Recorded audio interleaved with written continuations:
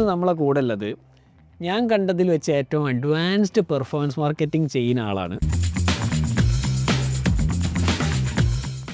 കസ്റ്റമറുടെ decision എങ്ങനെ manipulate ചെയ്യാൻ പറ്റും എന്നുള്ള പ്രാക്ടീസിൻ്റെ പേരാണ് marketing.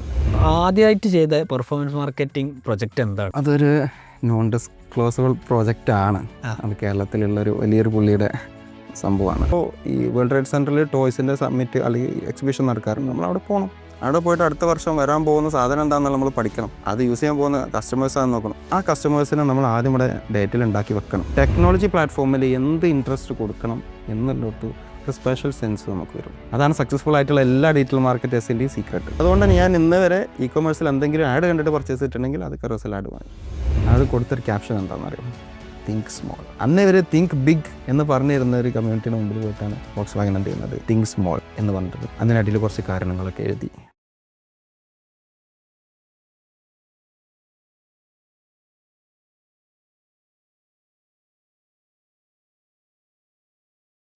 Welcome to another episode of ecom show. ഇന്ന് നമ്മളെ കൂടെ ഉള്ളത് ഞാൻ കണ്ടതിൽ വെച്ച് ഏറ്റവും അഡ്വാൻസ്ഡ് പെർഫോമൻസ് മാർക്കറ്റിംഗ് ചെയ്യുന്ന ആളാണ്. ഇത് ആക്ച്വലി മൂപ്പര് ഞാൻ പരിചയപ്പെടുന്നത് നമ്മളൊരു കൊല്ലം മുമ്പ് ഇകോം മാഫിയ എന്ന് പറഞ്ഞിട്ടൊരു വാട്സാപ്പ് ഗ്രൂപ്പ് ഉണ്ടാക്കിയിരുന്നു. അന്ന് മൂപ്പര് കയറി പറ്റിയിട്ടുണ്ട്. പിന്നെ കുറച്ച് കഴിയുമ്പോഴാണ് നമ്മൾ മനസ്സിലാക്കണത് നമ്മളൊന്നൊന്നുമല്ല, ഇവർക്കൊക്കെയാണ് ഇതിനെപ്പറ്റി വിവരമില്ലെന്ന്. ആ മൂപ്പര് ഇവിടെ വന്നിരുന്നു കോഴിക്കോട്. അപ്പോൾ ഞാൻ വേഗം വിളിച്ചു വരുത്തി നമ്മളെ ഒന്ന് ഇരിക്കുക എന്ന് പറഞ്ഞു. Shams, welcome to the show. Thank you. നിങ്ങളെക്കുറിച്ച് നിങ്ങൾ തന്നെ ഇൻട്രൊഡ്യൂസ് ചെയ്യാൻ നന്നായിരിക്കും. That's a heavy task actually. ഞാൻ എന്നെപ്പറ്റി പറയാനില്ല. അത് വലിയൊരു ടാസ്ക്കാണ്. ശരിക്കും പറയുകയാണെന്നുണ്ടെങ്കിൽ ഡിജിറ്റൽ മാർക്കറ്റിങ്ങിലോട്ട് ഞാനൊരു 10 വർഷത്തിന് മുമ്പ് ആയിട്ടാണ് വരുന്നത്. അത് വളരെ അവിചാരിതമായിട്ട് വന്നിരുന്നു. 10 വർഷം മുമ്പ് ഡിജിറ്റൽ മാർക്കറ്റിംഗിൽ കയറിയിട്ടുണ്ട്. അതൊരു മിക്സ് ഡിജിറ്റൽ മാർക്കറ്റിംഗ്. അഥവാ എൻ്റെ കരിയർ എന്ന് പറഞ്ഞു കഴിഞ്ഞാൽ ശരിക്കും മൂവി ഇൻഡസ്ട്രിയിലായിരുന്നു. മൂവി എന്ന് പറഞ്ഞു കഴിഞ്ഞാൽ VFX അങ്ങനെയുള്ള ബാഹുബലിക്ക് ഇറങ്ങുന്ന ആ ഒരു അതിൻ്റെ മുമ്പുള്ളൊരു അഥവാ പ്രൈം ഫോക്കസ് എന്ന് പറഞ്ഞിട്ടുള്ളൊരു കമ്പനിയിലായിരുന്നു. ഇന്ത്യയിലെ തന്നെ ടോപ്പായിട്ടുള്ള ഫിലിം ഗ്രാഫിക്സിൻ്റെ കമ്പനിയായിരുന്നു. അപ്പോൾ അവിടെ പഠിക്കുമ്പോഴാണ് അവിടുത്തെ ഒരു സ്റ്റാഫ്സിന് കുറച്ചൊരു ഇത് കൊടുക്കുന്ന രീതിയിൽ, ഇംപവർമെൻറ്റ് കൊടുക്കുന്ന രീതിയിൽ ഒരു കോഴ്സ്, വെബ് പ്രൊമോഷൻ എന്നുള്ളൊരു കോഴ്സ് കിട്ടുകയും അങ്ങനെയാണ് ഇതിൻ്റെ ഒരു ലാൻഡ്സ്കേപ്പിലോട്ട് വരുന്നത്. അപ്പോൾ അത് എൻ്റെ പോഡ്കാസ്റ്റിൽ തന്നെ ഞാൻ പറഞ്ഞിരുന്നു, നമ്മുടെ ലത്തീഫായിട്ടുള്ള പോഡ്കാസ്റ്റിൽ ഞാൻ പറഞ്ഞിരുന്നു. അപ്പോൾ അങ്ങനെ അവിചാരിതമായിട്ട് എത്തിപ്പെട്ട ഒരാൾ തന്നെയാണ്. എങ്കിലും ഇന്നത്തെ പോലെ കൂടുതൽ അറിഞ്ഞ് പഠിക്കാനോ ഇതുപോലുള്ള യൂസ്ഫുൾ ആയിട്ടുള്ള കമ്മ്യൂണിറ്റികളോ അല്ലെങ്കിൽ ഒരു ഫോറംസോ ഒന്നും എത്തിപ്പിടിക്കാൻ പറ്റാത്തൊരു സാഹചര്യത്തിലൊക്കെ ഒന്ന് അങ്ങനെ പരീക്ഷിച്ച് പഠിച്ച് വന്നൊരാൾ. അത് സെൽഫ് ലേണറാന്ന് പറയാം.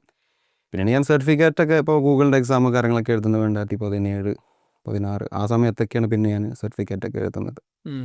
അത് വേറെ കഥ. അത് പിന്നെ അതൊരു നിർബന്ധമാണ് ജോലിക്ക് എന്നുള്ളത് കൊണ്ട് ഒരു ബെഞ്ച് മാർക്കായി കാണുന്നതുകൊണ്ട് പിന്നെ ചെയ്യേണ്ടി വന്നു എന്നുള്ളതാണ്. എന്നെക്കുറിച്ച് പറയുകയാണെങ്കിൽ ഞാനിപ്പോൾ ദുബായിലാണ്. ഓക്കെ, ദുബായിലൊരു മാർക്കറ്റിംഗ് കൺസൾട്ടൻ്റായിട്ടാണ് ഇപ്പോൾ വർക്ക് ചെയ്യുന്നത്. ഇതുവരെ ഒരു ഗ്രൂപ്പ് ഓഫ് കമ്പനീസിന് ഹെഡ് ഓഫ് മാർക്കറ്റിംഗ് ആയിരുന്നു. എല്ലാ കമ്പനീസിനും ഡീറ്റെയിൽ ഡിപ്പാർട്ട്മെൻറ്റ്സ് ഉണ്ട്. കംപ്ലീറ്റ് ഡീറ്റെയിൽ ഡിപ്പാർട്ട്മെൻറ്റ്സിനുള്ള സ്ട്രാറ്റജീസ്, മീഡിയ പ്ലാനിങ് കാര്യങ്ങളൊക്കെ ഡെവലപ്പ് ചെയ്യാം. അതിൽ D2C ഉണ്ട്, റീറ്റെയിൽ ഉണ്ട്, ഹോൾസെയിൽ ഉണ്ട്, പിന്നെ നോർമലുള്ള ഒരു ലീഡ്സൊക്കെ എടുക്കാൻ പറ്റുന്ന സർവീസ് ഒരു സംഭവമുണ്ട്. അങ്ങനെ പല കമ്പനീസ് അതിലുണ്ട്. അപ്പോൾ അത് കഴിഞ്ഞ് അതൊരു ഹെക്റ്റിക് ജേണി ആയിരുന്നു. ദുബായിലെത്തിയതിൻ്റെ ശേഷം ഞാൻ ആദ്യം ഒരു ബിസിനസ് സ്റ്റാർട്ട് ചെയ്യുന്നു, ഒരു ഇ-കൊമേഴ്സ് ബിസിനസ് സ്റ്റാർട്ട് ചെയ്യുന്നു. അൺഫോർച്ചുനേറ്റ്ലി എനിക്കത് ക്ലോസ് ചെയ്യേണ്ടി വരുന്നു. ഒരു ട്രാജിക്കായി മാറുന്നു. ഒരുപാട് കടങ്ങളിലേക്ക് പോകുന്നു. എല്ലാ ഓണ്ടർപ്രണർക്കും അങ്ങനെ ഒരു കഥ ഉണ്ട്. എൻ്റെ എന്ന് പറഞ്ഞാൽ ഒരു ജീവിതത്തിൽ ആളുകൾ വിശ്വസിക്കുന്നതുകൊണ്ട് നമുക്ക് കിട്ടുന്ന ചില പണികളുണ്ടല്ലോ. അപ്പം അങ്ങനെ കിട്ടിയൊരു പണികളാണ്. നമ്മുടെ എല്ലാവർക്കും കിട്ടിയ ഒരു പ്രശ്നം ഉണ്ടല്ല, നമ്മുടെ സാഹചര്യത്തിൻ്റെ സമ്മർദ്ദം മൂലം കിട്ടിയ പണികളാണ്. അപ്പോൾ അത് കിട്ടി, അതിൽ നിന്ന് തിരിച്ചു കയറണം. ഒരു 10-25 ലക്ഷം കടം കയറി. അപ്പോൾ എന്ത് ചെയ്യും? അപ്പോൾ എല്ലാവരും പറയുന്ന ഒരു മെത്തേഡ് എന്താ വെച്ചാൽ കടം കയറി നിൽക്കുമ്പോൾ പിന്നെ പുതിയ ബിസിനസ് ചെയ്യാൻ പോകണ്ട, സേഫ് ആവാം, കുറച്ച് ഇതൊന്നും വീട്ടിയിട്ട്. അങ്ങനെയാണ് ഞാൻ വർക്കിലേക്ക് കയറുന്നത്. നമ്മൾ നാട്ടിൽ ഏജൻസി കാര്യങ്ങളുണ്ടായിരുന്നു. ആ ഏജൻസിയുടെ പേരായിരുന്നു ബോൺസായി ബ്രാൻഡ്സ്. ആ ബോൺസായി എന്നുള്ള പേരാണ് ഇപ്പോൾ വന്നിട്ടുള്ളത്. ഓ, അത് ശരിക്കുള്ള പേരല്ല, ഷംസ് ബോൺസായി എന്ന് പറഞ്ഞാൽ അത് കരിയർ നെയിമാണ്. അത് കരിയർ നെയിമാണ്. അത് അങ്ങനെ കയറിയത്. അപ്പോൾ ആ ഏജൻസിയുടെ പേരിൽ അങ്ങനെ അറിയപ്പെടുകയും പിന്നെ അങ്ങനെ വന്നൊരു പേരാണ് ഷംസ് ബോൺസായി. നിങ്ങൾക്ക് ഒരു ഓൺലൈൻ സ്റ്റോർ തുടങ്ങണോ, അല്ലെങ്കിൽ ഓൾറെഡി ഒരു ഓൺലൈൻ സ്റ്റോർ ഉണ്ട്, അതിന് എന്ത് ചെയ്യണം എന്ന് നിങ്ങൾക്ക് അറിയില്ലേ? SEO ആണോ, പെയ്ഡ് ആഡ്സ് ആണോ, കോണ്ടന്റ് ആണോ, ഇനി ടെക്നിക്കൽ സ്ട്രാറ്റജി ആണോ, ഇതിലൊക്കെ ഞങ്ങളെ ടീമിന് നിങ്ങളെ ഹെൽപ്പ് ചെയ്യാൻ പറ്റും. താഴെയുള്ള നമ്പറിൽ മെസ്സേജ് ചെയ്ത് കഴിഞ്ഞാൽ കറക്റ്റ് ആളുകളിലേക്ക് ഞങ്ങൾ കണക്ട് ചെയ്ത് തരുന്നതാണ്. Now back to the episode. അപ്പോൾ അത് കഴിഞ്ഞ് ദുബായിൽ ഞാൻ എത്തി. നമ്മുടെ വർക്കിൽ കയറി, അങ്ങനെ കമ്പനിയിൽ ജോയിൻ ചെയ്ത് ആ കമ്പനി നമ്മൾ ഡെവലപ്പ് ചെയ്തെടുത്ത് ഫ്രം സ്ക്രാച്ച് നിന്ന് ബിൽഡ് ചെയ്ത് ഇതിൻ്റെ എല്ലാ വെർട്ടിക്കൽസും ഡെവലപ്പ് ചെയ്ത് ടീമിനെ ഹയർ ചെയ്ത് അങ്ങനെ കൊണ്ടുവന്ന് ഒരു 3-4 വർഷത്തെ ജേർണി ആയിരുന്നു. അതിൻ്റെ ഇടയിലും പല ബിസിനസ്സുകളും ചെയ്യുന്നുണ്ട്. സൈഡ് ഹസിൽ എപ്പോഴും ഉണ്ട്. അത് ചിലത് സക്സസ് ആവുന്നുണ്ട്, ചിലർക്ക് റെഡി ആവും, ചിലർക്ക് റെഡി ആവില്ല എന്ന് പറഞ്ഞ പോലെ അത് ചെയ്തു പോരുന്നുണ്ട് അതിൻ്റെ സൈഡായിട്ട്. അപ്പോൾ അതെന്ന് വെച്ചാൽ കറൻ്റ് മാർക്കറ്റിൽ എന്തൊക്കെ നടക്കില്ല എന്ന് നമുക്ക് പരീക്ഷിക്കാൻ കമ്പനീൻ്റെ ഉള്ളിൽ പറ്റില്ല, നമുക്ക് പുറത്ത് തന്നെ പരീക്ഷിക്കണം. അതെ. അപ്പോൾ അത് ചെയ്യാൻ വേണ്ടിയിട്ട് അങ്ങനെ തുടങ്ങി വെച്ച ചെറിയ ഇ-കൊമേഴ്സ് പരിപാടികളൊക്കെ ഉണ്ടായിരുന്നു. അങ്ങനെ അത് കഴിഞ്ഞ് ഒരു 4 വർഷം ഒരു ഹെക്ടിക് ജേർണി ആയിരുന്നു. അത് കഴിഞ്ഞിപ്പോൾ കഴിഞ്ഞൊരു ഡിസംബറിൽ ഹെക്ടിക് ജേർണി മതിയാക്കി അങ്ങനെ ഒരു കൺസൾട്ടിങ്ങിലോട്ട് വന്നു. ഓക്കെ. അപ്പോൾ ആ ഒരു പെർഫോമൻസ് മാർക്കറ്റിംഗ് ഇതാണല്ലോ നമ്മളിപ്പം ഡിസ്കസ് ചെയ്യാൻ ശ്രമിക്കുന്നത്. ആ പെർഫോമൻസ് മാർക്കറ്റിംഗ് ജേർണി എവിടെ നിന്നാണ് ശരിക്കും തുടങ്ങുന്നത്? ശരിക്കും തുടങ്ങുന്ന ദുബായ് പോകുന്നതിന് മുന്നേ ഒരു 2018 കാലഘട്ടത്തിലാണ്. അപ്പോൾ അന്ന് ഇന്ത്യയിൽ ഞാനൊക്കെ കേട്ട് വരുന്നുള്ളൂ പെർഫോമൻസ് മാർക്കറ്റിംഗ് എന്ന് പറഞ്ഞാൽ. മുംബൈ ബേസ്ഡ് ആയിട്ട് നമുക്കൊരു കമ്മ്യൂണിറ്റി ഉണ്ടായിരുന്നു മാർക്കറ്റേഴ്സിൻ്റെ. ഇപ്പോൾ കമ്മ്യൂണിറ്റി ഉണ്ട് തോന്നുന്നു. അവർ കേരളത്തിൽ ഇന്ത്യയിൽ ഒരുപാട് സ്ഥലങ്ങളിൽ ഇത് ചെയ്തിട്ടുണ്ടായിരുന്നു. നമ്മൾ മീറ്റപ്പ് വെക്കുന്നില്ലേ, അതേപോലെ ഡിജിറ്റൽ മാർക്കറ്റേഴ്സിന് കോൺക്ലേവ് കാര്യങ്ങൾ കേരളത്തിലും വന്നിരുന്നു, ബാംഗ്ലൂരൊക്കെ ഉണ്ടായിരുന്നു. അപ്പം അന്ന് ഭയങ്കര എൻഗേജിങ് ആയിരുന്നു അതിലുണ്ടായിരുന്നത്. പിന്നെ ഏജൻസിയിലോട്ട് പോയപ്പോൾ നമ്മൾ ശ്രദ്ധ കംപ്ലീറ്റ് ഏജൻസിയിലോട്ട് മാറി. അങ്ങനെ അന്ന് കേട്ടൊരു വാക്കാണ് പെർഫോമൻസ് മാർക്കറ്റിംഗ് എന്നുള്ളത്. പക്ഷേ അന്നും അറിയില്ല. നമ്മൾ എന്താ വിചാരിച്ചതെന്ന് വെച്ച് കഴിഞ്ഞാൽ ഇത് മാർക്കറ്റിങ്ങിൽ നമുക്ക് തൊടാൻ പറ്റാത്ത വേറെ എന്തൊരു സംഭവമാണ്, അത് നമുക്ക് ചെയ്യാൻ പറ്റില്ല.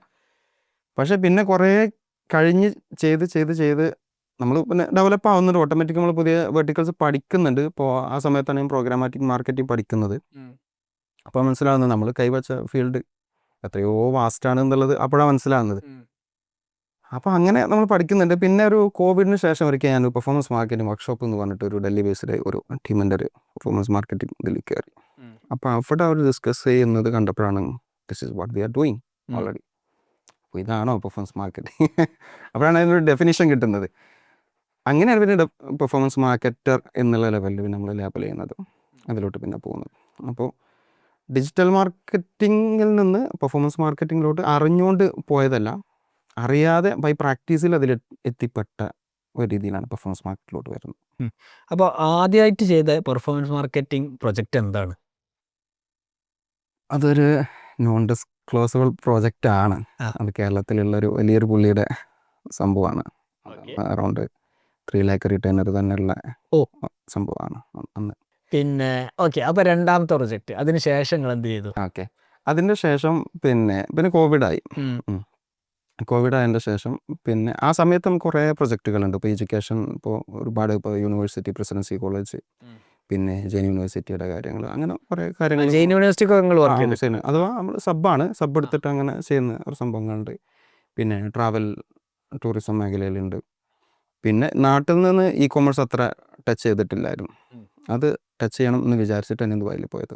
അഥവാ ദുബായിൽ പോകുന്നത് എങ്ങനെയാണെന്ന് വെച്ച് കഴിഞ്ഞാൽ അതൊരു സ്റ്റോറിയാണ്. അത് ദുബായിലുള്ളൊരു ക്ലയൻറ്റ് ഉണ്ടായിരുന്നു, ഇ-കൊമേഴ്സ് ക്ലയൻറ്റ്. അവർക്ക് നമ്മൾ ഇവിടുന്ന് എന്ത് ചെയ്തു, ആഡ്സ് റൺ ചെയ്തു. ഭയങ്കര സക്സസ്ഫുള്ളായി. അവർ നല്ല നിലയിലായി. അപ്പോൾ അവരതിൻ്റെ എക്സ്പാൻഷൻ പ്ലാൻ ചെയ്തു. എക്സ്പാൻഷൻ ചെയ്തപ്പോൾ എന്നെയും കൂടെ വിളിച്ചു. അതാണ് നിങ്ങളെ ദുബായിലെ ജോലി? അല്ല, അങ്ങനെയാണ് ദുബായിലേക്ക് എത്തുന്നത്. ഓക്കെ, അതിൻ്റെ ഒരു പാർട്ട്ണറായിട്ടാണ് ഞാൻ നേരത്തെ പറഞ്ഞില്ലേ ദുബായിലിട്ട് നിന്ന്. പിന്നെ നമുക്ക് വരാനുള്ള പണി ബാക്കിൽ വന്നുകൊണ്ടേയിരിക്കുന്നുണ്ട്. പിന്നെ അതിൽ തന്നെ നല്ലൊരു പണി കിട്ടി.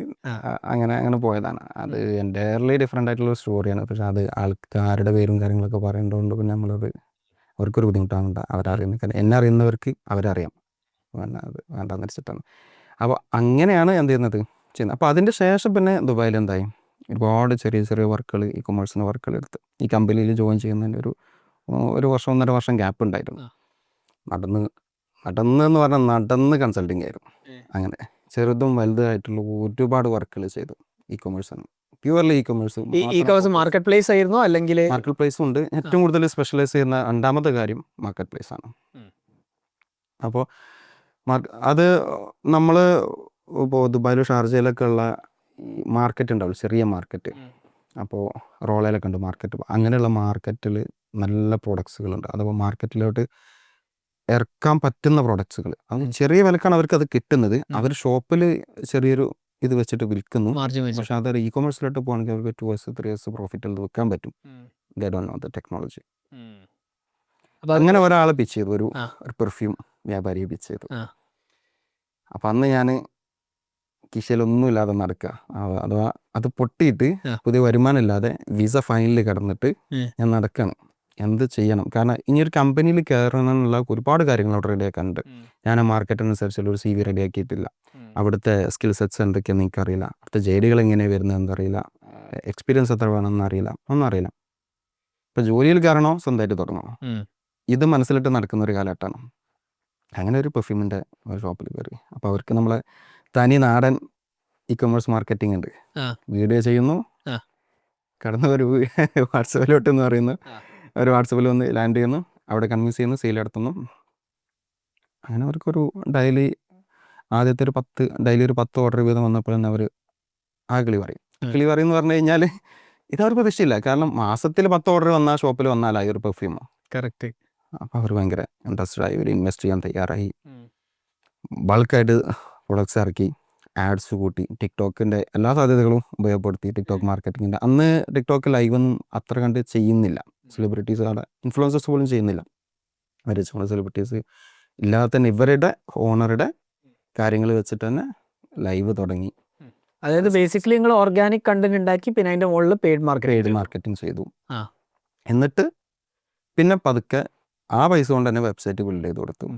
പിന്നെ ബാക്കി പെർഫോമൻസ് മാർക്കറ്റിംഗ് കാര്യങ്ങൾ ചെയ്തു കൊടുത്തു. അപ്പോൾ വെബ്സൈറ്റ് ബിൽഡ് ചെയ്തൊക്കെ ഇപ്പോൾ നോർമലി ഇപ്പോൾ ഞാനിപ്പം നാട്ടിലൊക്കെ ശ്രദ്ധിക്കുമ്പോൾ വാട്സാപ്പിലേക്ക് റീഡയറക്റ്റ് ചെയ്താൽ കൂടുതൽ കൺവേർഷൻസ് കിട്ടുന്നുണ്ട്. പക്ഷേ വെബ്സൈറ്റിൽ അത് കുറഞ്ഞു വരുന്നു. അതിൽ ഞാൻ ചെയ്ത എന്തൊരു സംഭവം എന്ന് വെച്ച് കഴിഞ്ഞാൽ, വെബ്സൈറ്റ് ആയിരുന്നില്ല നമ്മുടെ മെയിൻ കൺവേർഷൻ പ്ലാറ്റ്ഫോം. വാട്സപ്പ് തന്നെയാണ് until 6 months after the website.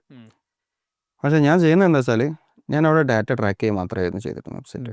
അഥവാ വാട്സപ്പിലേക്ക് വന്ന ആളെ നിങ്ങൾ വെബ്സൈറ്റിൽ പോയി പർച്ചേസ് ചെയ്യുകയാണെങ്കിൽ ഒരു ഓഫർ കൂടി കൊടുക്കും. ഓക്കെ, അപ്പോൾ വാട്സപ്പിൽ 99 ആണ്, നിങ്ങൾ വെബ്സൈറ്റിൽ ലിങ്ക് ഇട്ട് കൊടുക്കും. വെബ്സൈറ്റിലൂടെ തന്നെ പർച്ചേസ് ചെയ്യുന്നുണ്ടെങ്കിൽ 89 ആണ്. ഓക്കെ, ഇനി പേയ്മെൻറ്റ് ചെയ്യാതെ ഇപ്പോൾ ക്യാഷ് ഓൺ ഡെലിവറി ആണെങ്കിൽ വാട്സപ്പിൽ ഓർഡർ എടുക്കും.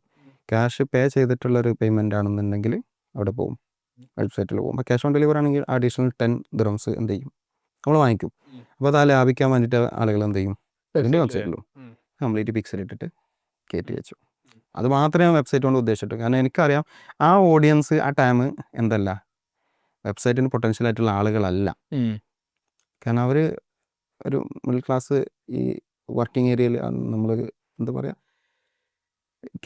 ക്യാമ്പുകളിൽ വർക്ക് ചെയ്യുന്നവർ, പാകിസ്ഥാനീസ്, ബംഗ്ലാദേശി, വെബ്സൈറ്റിൽ കയറി ഓർഡർ ചെയ്യുന്നില്ല, ഐഡിയ ഇല്ല. അത് പഠിപ്പിക്കുവാണ് നമ്മൾ ശരിക്കും പറയുകയാണെങ്കിൽ. പിന്നെ അന്ന് അവിടെ മാർക്കറ്റ് പ്ലേസ് ഉണ്ട്, ആമസോൺ ഇവരൊക്കെ ഉണ്ട്. ഇവരെയൊന്നും പർച്ചേസ് ചെയ്യാന്നല്ലാതെ ഒരു ഇൻഹൗസ് വെബ്സൈറ്റിൽ നിന്ന് പർച്ചേസ് ചെയ്യാന്നുള്ളവർക്ക് ട്രസ്റ്റ് ചെയ്യാൻ പറ്റില്ല. ഓക്കെ, അപ്പോൾ അങ്ങനെ ചെയ്ത് അവർ ഡാറ്റ ഞാൻ ട്രാക്ക് ചെയ്ത് വെച്ചു. വൺസ് ഇവർക്ക് ഇനഫ് ഫണ്ടായ സമയത്ത് the real performance marketing start ചെയ്ത്. ഇവരുടെ ഈ ഗ്രോത്ത്, റിയൽ പെർഫോമൻസ് മാർക്കറ്റിംഗ് എന്ന് പറയുമ്പോൾ എന്താണ്? എക്സാക്ട്ലി പെയ്ഡ് ആഡ്സ് കാര്യങ്ങളും വെച്ചിട്ടുള്ള സംഭവങ്ങൾ. അഥവാ ICP ഡിഫൈൻ ചെയ്യുന്നു, ആരിനി കസ്റ്റമറാണെന്ന് നമ്മൾ തീരുമാനിക്കുന്നു. അതിനു മുമ്പ് അങ്ങനെയല്ല, ആരെങ്കിലൊക്കെ ഒന്ന് വാങ്ങിച്ചാൽ മതി എന്നുള്ളൊരു ചിന്താഗതിയിൽ നിന്ന് ഇനി ആര് വാങ്ങിക്കണം, ആദ്യം ഞങ്ങൾ എല്ലാവരും വിളിച്ചു വരുത്തി കുറേയൊക്കെ സെയിലെടുത്ത് ഇവരെ രക്ഷപ്പെടുത്തി, ഇവർക്കൊരു കോൺഫിഡൻസ് വന്നു.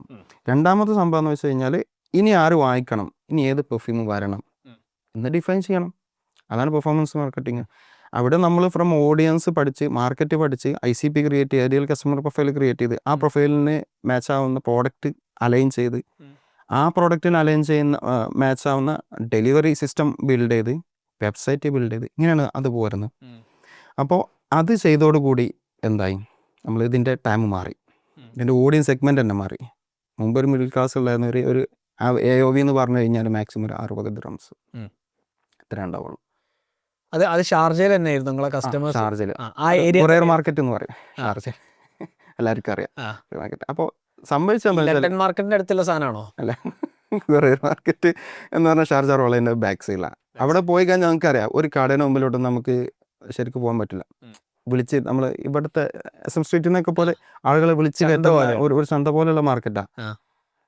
അവരുടെ തലയിൽ അത് മാത്രമേ കയറുള്ളൂ.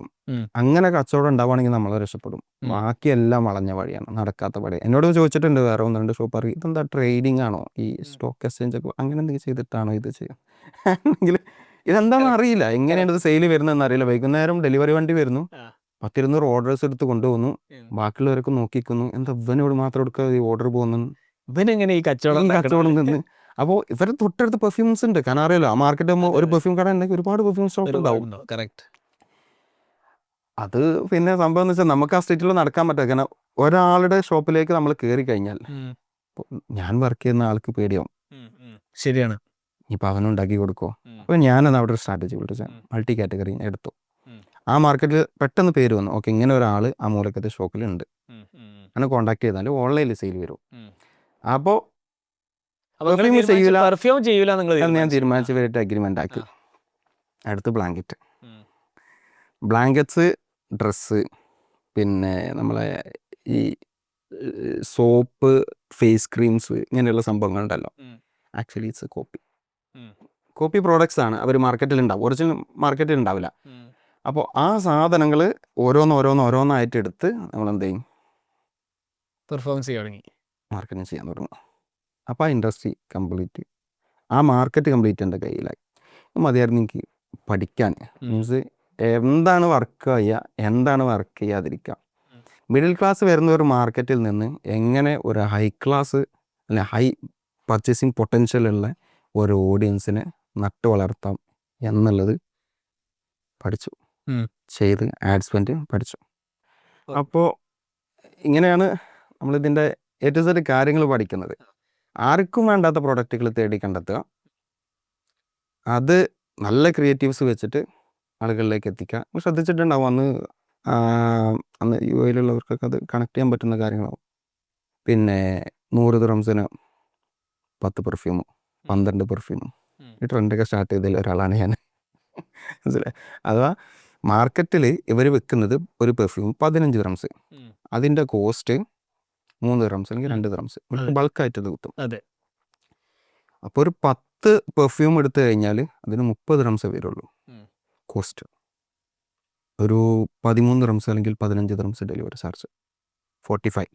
ഓക്കെ, ഇത് 99 വിറ്റ് കഴിഞ്ഞാൽ ഇവർക്കുള്ള പ്രോഫിറ്റ് മാർജിൻസ് ആയി. ഈ ഒരു പൊട്ടൻഷ്യൽ ഇവർക്ക് അറിയില്ല. മനസ്സിലായി. ഇവർ നാട്ടിലേക്ക് പോകാൻ പർച്ചേസ് ചെയ്യാൻ വരുന്നവർക്ക് ഇതെന്ത് ചെയ്യും, വിൽക്കും. ഒരു 3-ന്റെ സാധനം ഒരു 15-നോ ഒക്കെ ആക്കിയിട്ട്, അല്ലെങ്കിൽ മാക്സിമം ബാർഗൻ ചെയ്ത് കഴിഞ്ഞാൽ ഒരു 10-നാക്കിയിട്ട് ഒരു 5 പിടിപ്പിച്ചിട്ട് വിടും. ഈ സാധനം നമ്മൾ എന്ത് ചെയ്തു, മാറ്റിയിട്ട് ഓൺലൈനിൽ വിട്ടിട്ട് 10 പെർഫ്യൂംസ് 99 ദിർഹംസ്, അതങ്ങൾക്ക് കയറി ക്ലിക്കായി. അപ്പോൾ നിങ്ങൾ UAE മൊത്തം വിറ്റോ, അല്ലെങ്കിൽ UAE മൊത്തം വിറ്റ് എല്ലാ സൈഡും. എസ്പെഷ്യലി നമ്മൾ ഏറ്റവും കൂടുതൽ കസ്റ്റമേഴ്സ് ആദ്യം മലയാളികളായിരുന്നെങ്കിലും പിന്നെ ഈ നമ്മളെ ഫിലിപ്പീൻസ്, എത്യോപ്യൻസ്, ഇവരൊക്കെ നേരിട്ട്. കാരണം എസ്പെഷ്യലി UAE-ൻ്റെ ഈ ഉള്ളേരിയകളുള്ള ഏരിയ, ഫാർ ഏരിയകളുണ്ട്, അവിടെ കടകളുണ്ടാവില്ല, മാർക്കറ്റുകൾ ഉണ്ടാവില്ല. ബദാസായത് ഇങ്ങനെയുള്ള ഒരുപാട് ഏരിയകളുണ്ട്. അത് ടൗൺ അല്ല, ടൗണിൽ നിന്ന് ഒരുപാട് ഉള്ളിലോട്ട് പോകുന്നു. മനസ്സിലായി. ആ ഏരിയ എന്നാണ് ഏറ്റവും കൂടുതൽ ഓർഡർ വന്നു. അപ്പോൾ ഞാൻ മനസ്സിലാക്കി, യെസ് ഈ ഏരിയകളിലേക്ക് എന്തില്ല, ആക്സസിബിലിറ്റി ഇല്ല ഈ പ്രൊഡക്ട്സിന്, ഓഫറുകൾക്ക് ആക്സസിബിലിറ്റി ഇല്ല, ഇതുമില്ല. ഓക്കെ, അവിടെ ആണ് നമ്മൾ ഇ-കൊമേഴ്സിൽ ഏറ്റവും പ്രധാനപ്പെട്ട ഒരു ലെസൺ ഞാൻ പഠിക്കുന്നത്, increasing AOV, average order value. അപ്പോൾ ഇവരെ വെച്ചിട്ട് തന്നെ എന്തായി വെച്ച് കഴിഞ്ഞാൽ ഇവരുടെ ഡെലിവറി സിസ്റ്റം ഉണ്ടല്ലോ, ഈ ഡെലിവറി സിസ്റ്റം ഒപ്റ്റിമൈസ് ചെയ്തു.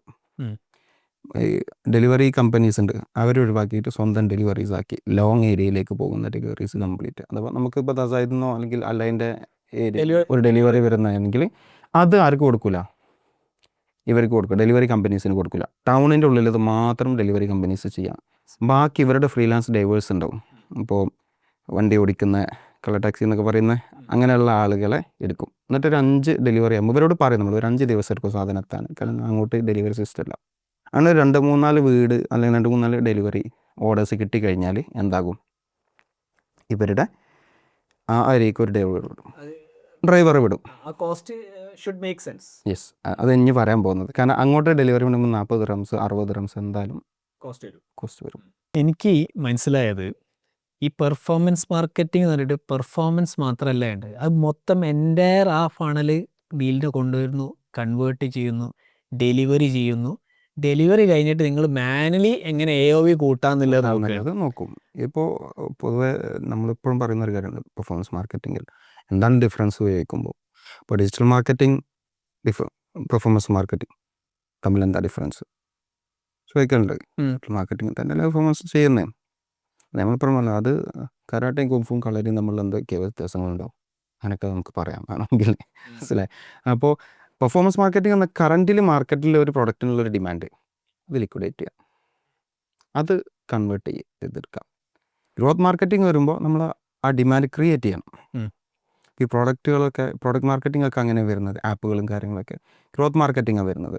അത് ചെയ്യാനുള്ള കാരണം എന്താ വെച്ചാൽ അവർക്ക് ആ ഡിമാൻഡ് ക്രിയേറ്റ് ചെയ്യണം. മാർക്കറ്റിൽ ഒരു പെയിൻ പോയിന്റ് ഉണ്ടാവും, പക്ഷെ ആ പെയിൻ പോയിന്റ് അൺഅവെയർ ഓഡിയൻസ് ഉണ്ടാവും, അവെയർ ഓഡിയൻസ് ഉണ്ടാവും, പ്രോബ്ലം അവെയർ ഉണ്ട്, സൊല്യൂഷൻ അവെയർ ഉണ്ടാവും. 5 ടൈപ്പ് ഓഫ് ഓഡിയൻസ് ഉണ്ട്. ഇവരൊക്കെ ടാപ്പ് ചെയ്യണം.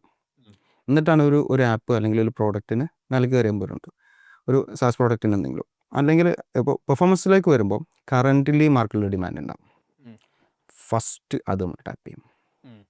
അഥവാ ഇന്ന് ഈ മണിക്കൂറിനുള്ളിൽ ആർക്കാണ് അത് ആവശ്യം, ഇന്ന് 2 മണിക്കൂറിനുള്ളിൽ ആർക്കാണ് അത് ആവശ്യം, ഇന്ന് 10 മണിക്കൂറിനുള്ളിൽ ആർക്കാണ് അത് ആവശ്യം, ഇത് നമ്മൾ ഡിഫൈൻ ചെയ്യണം.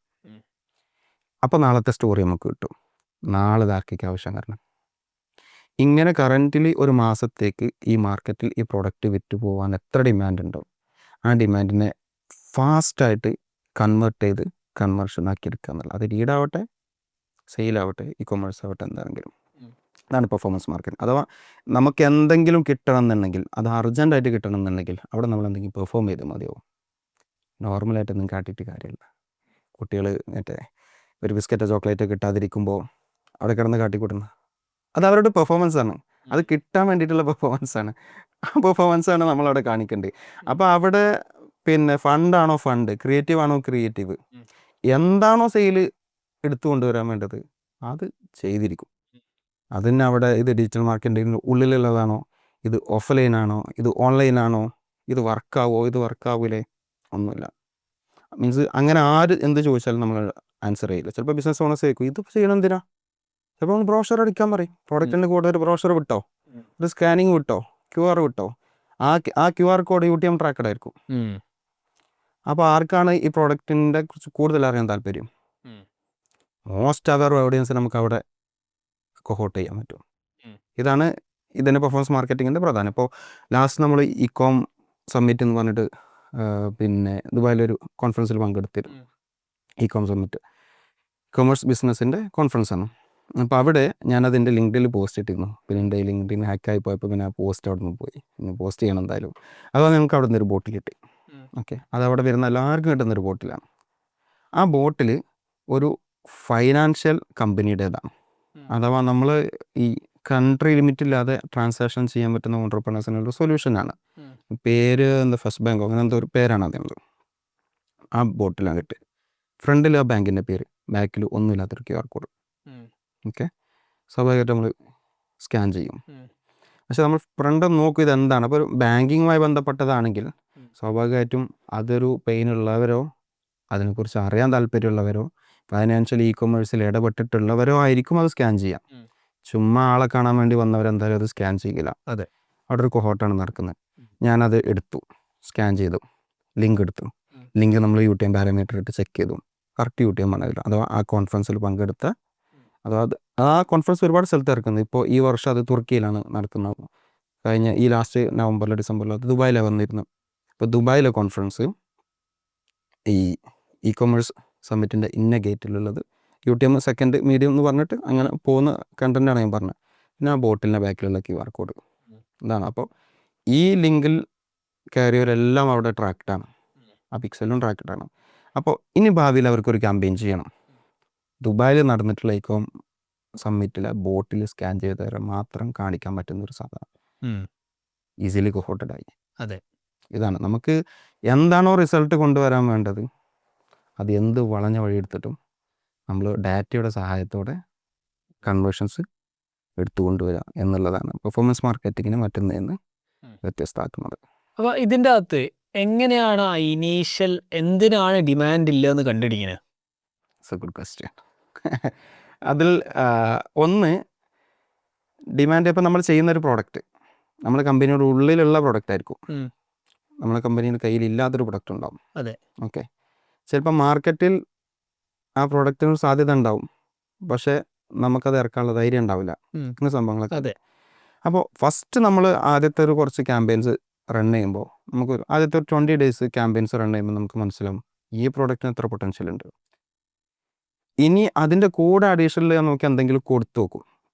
ഇപ്പോൾ പെർഫ്യൂം ആണെങ്കിൽ അത്തർ combo selling, cross selling, up selling ചെയ്ത് നോക്കും. ഇതിലേത് ക്രോസ് സെല്ലിങ് അപ്പ് സെല്ലിങ് ആണ് വർക്ക് ചെയ്യുന്നത് നോക്കും.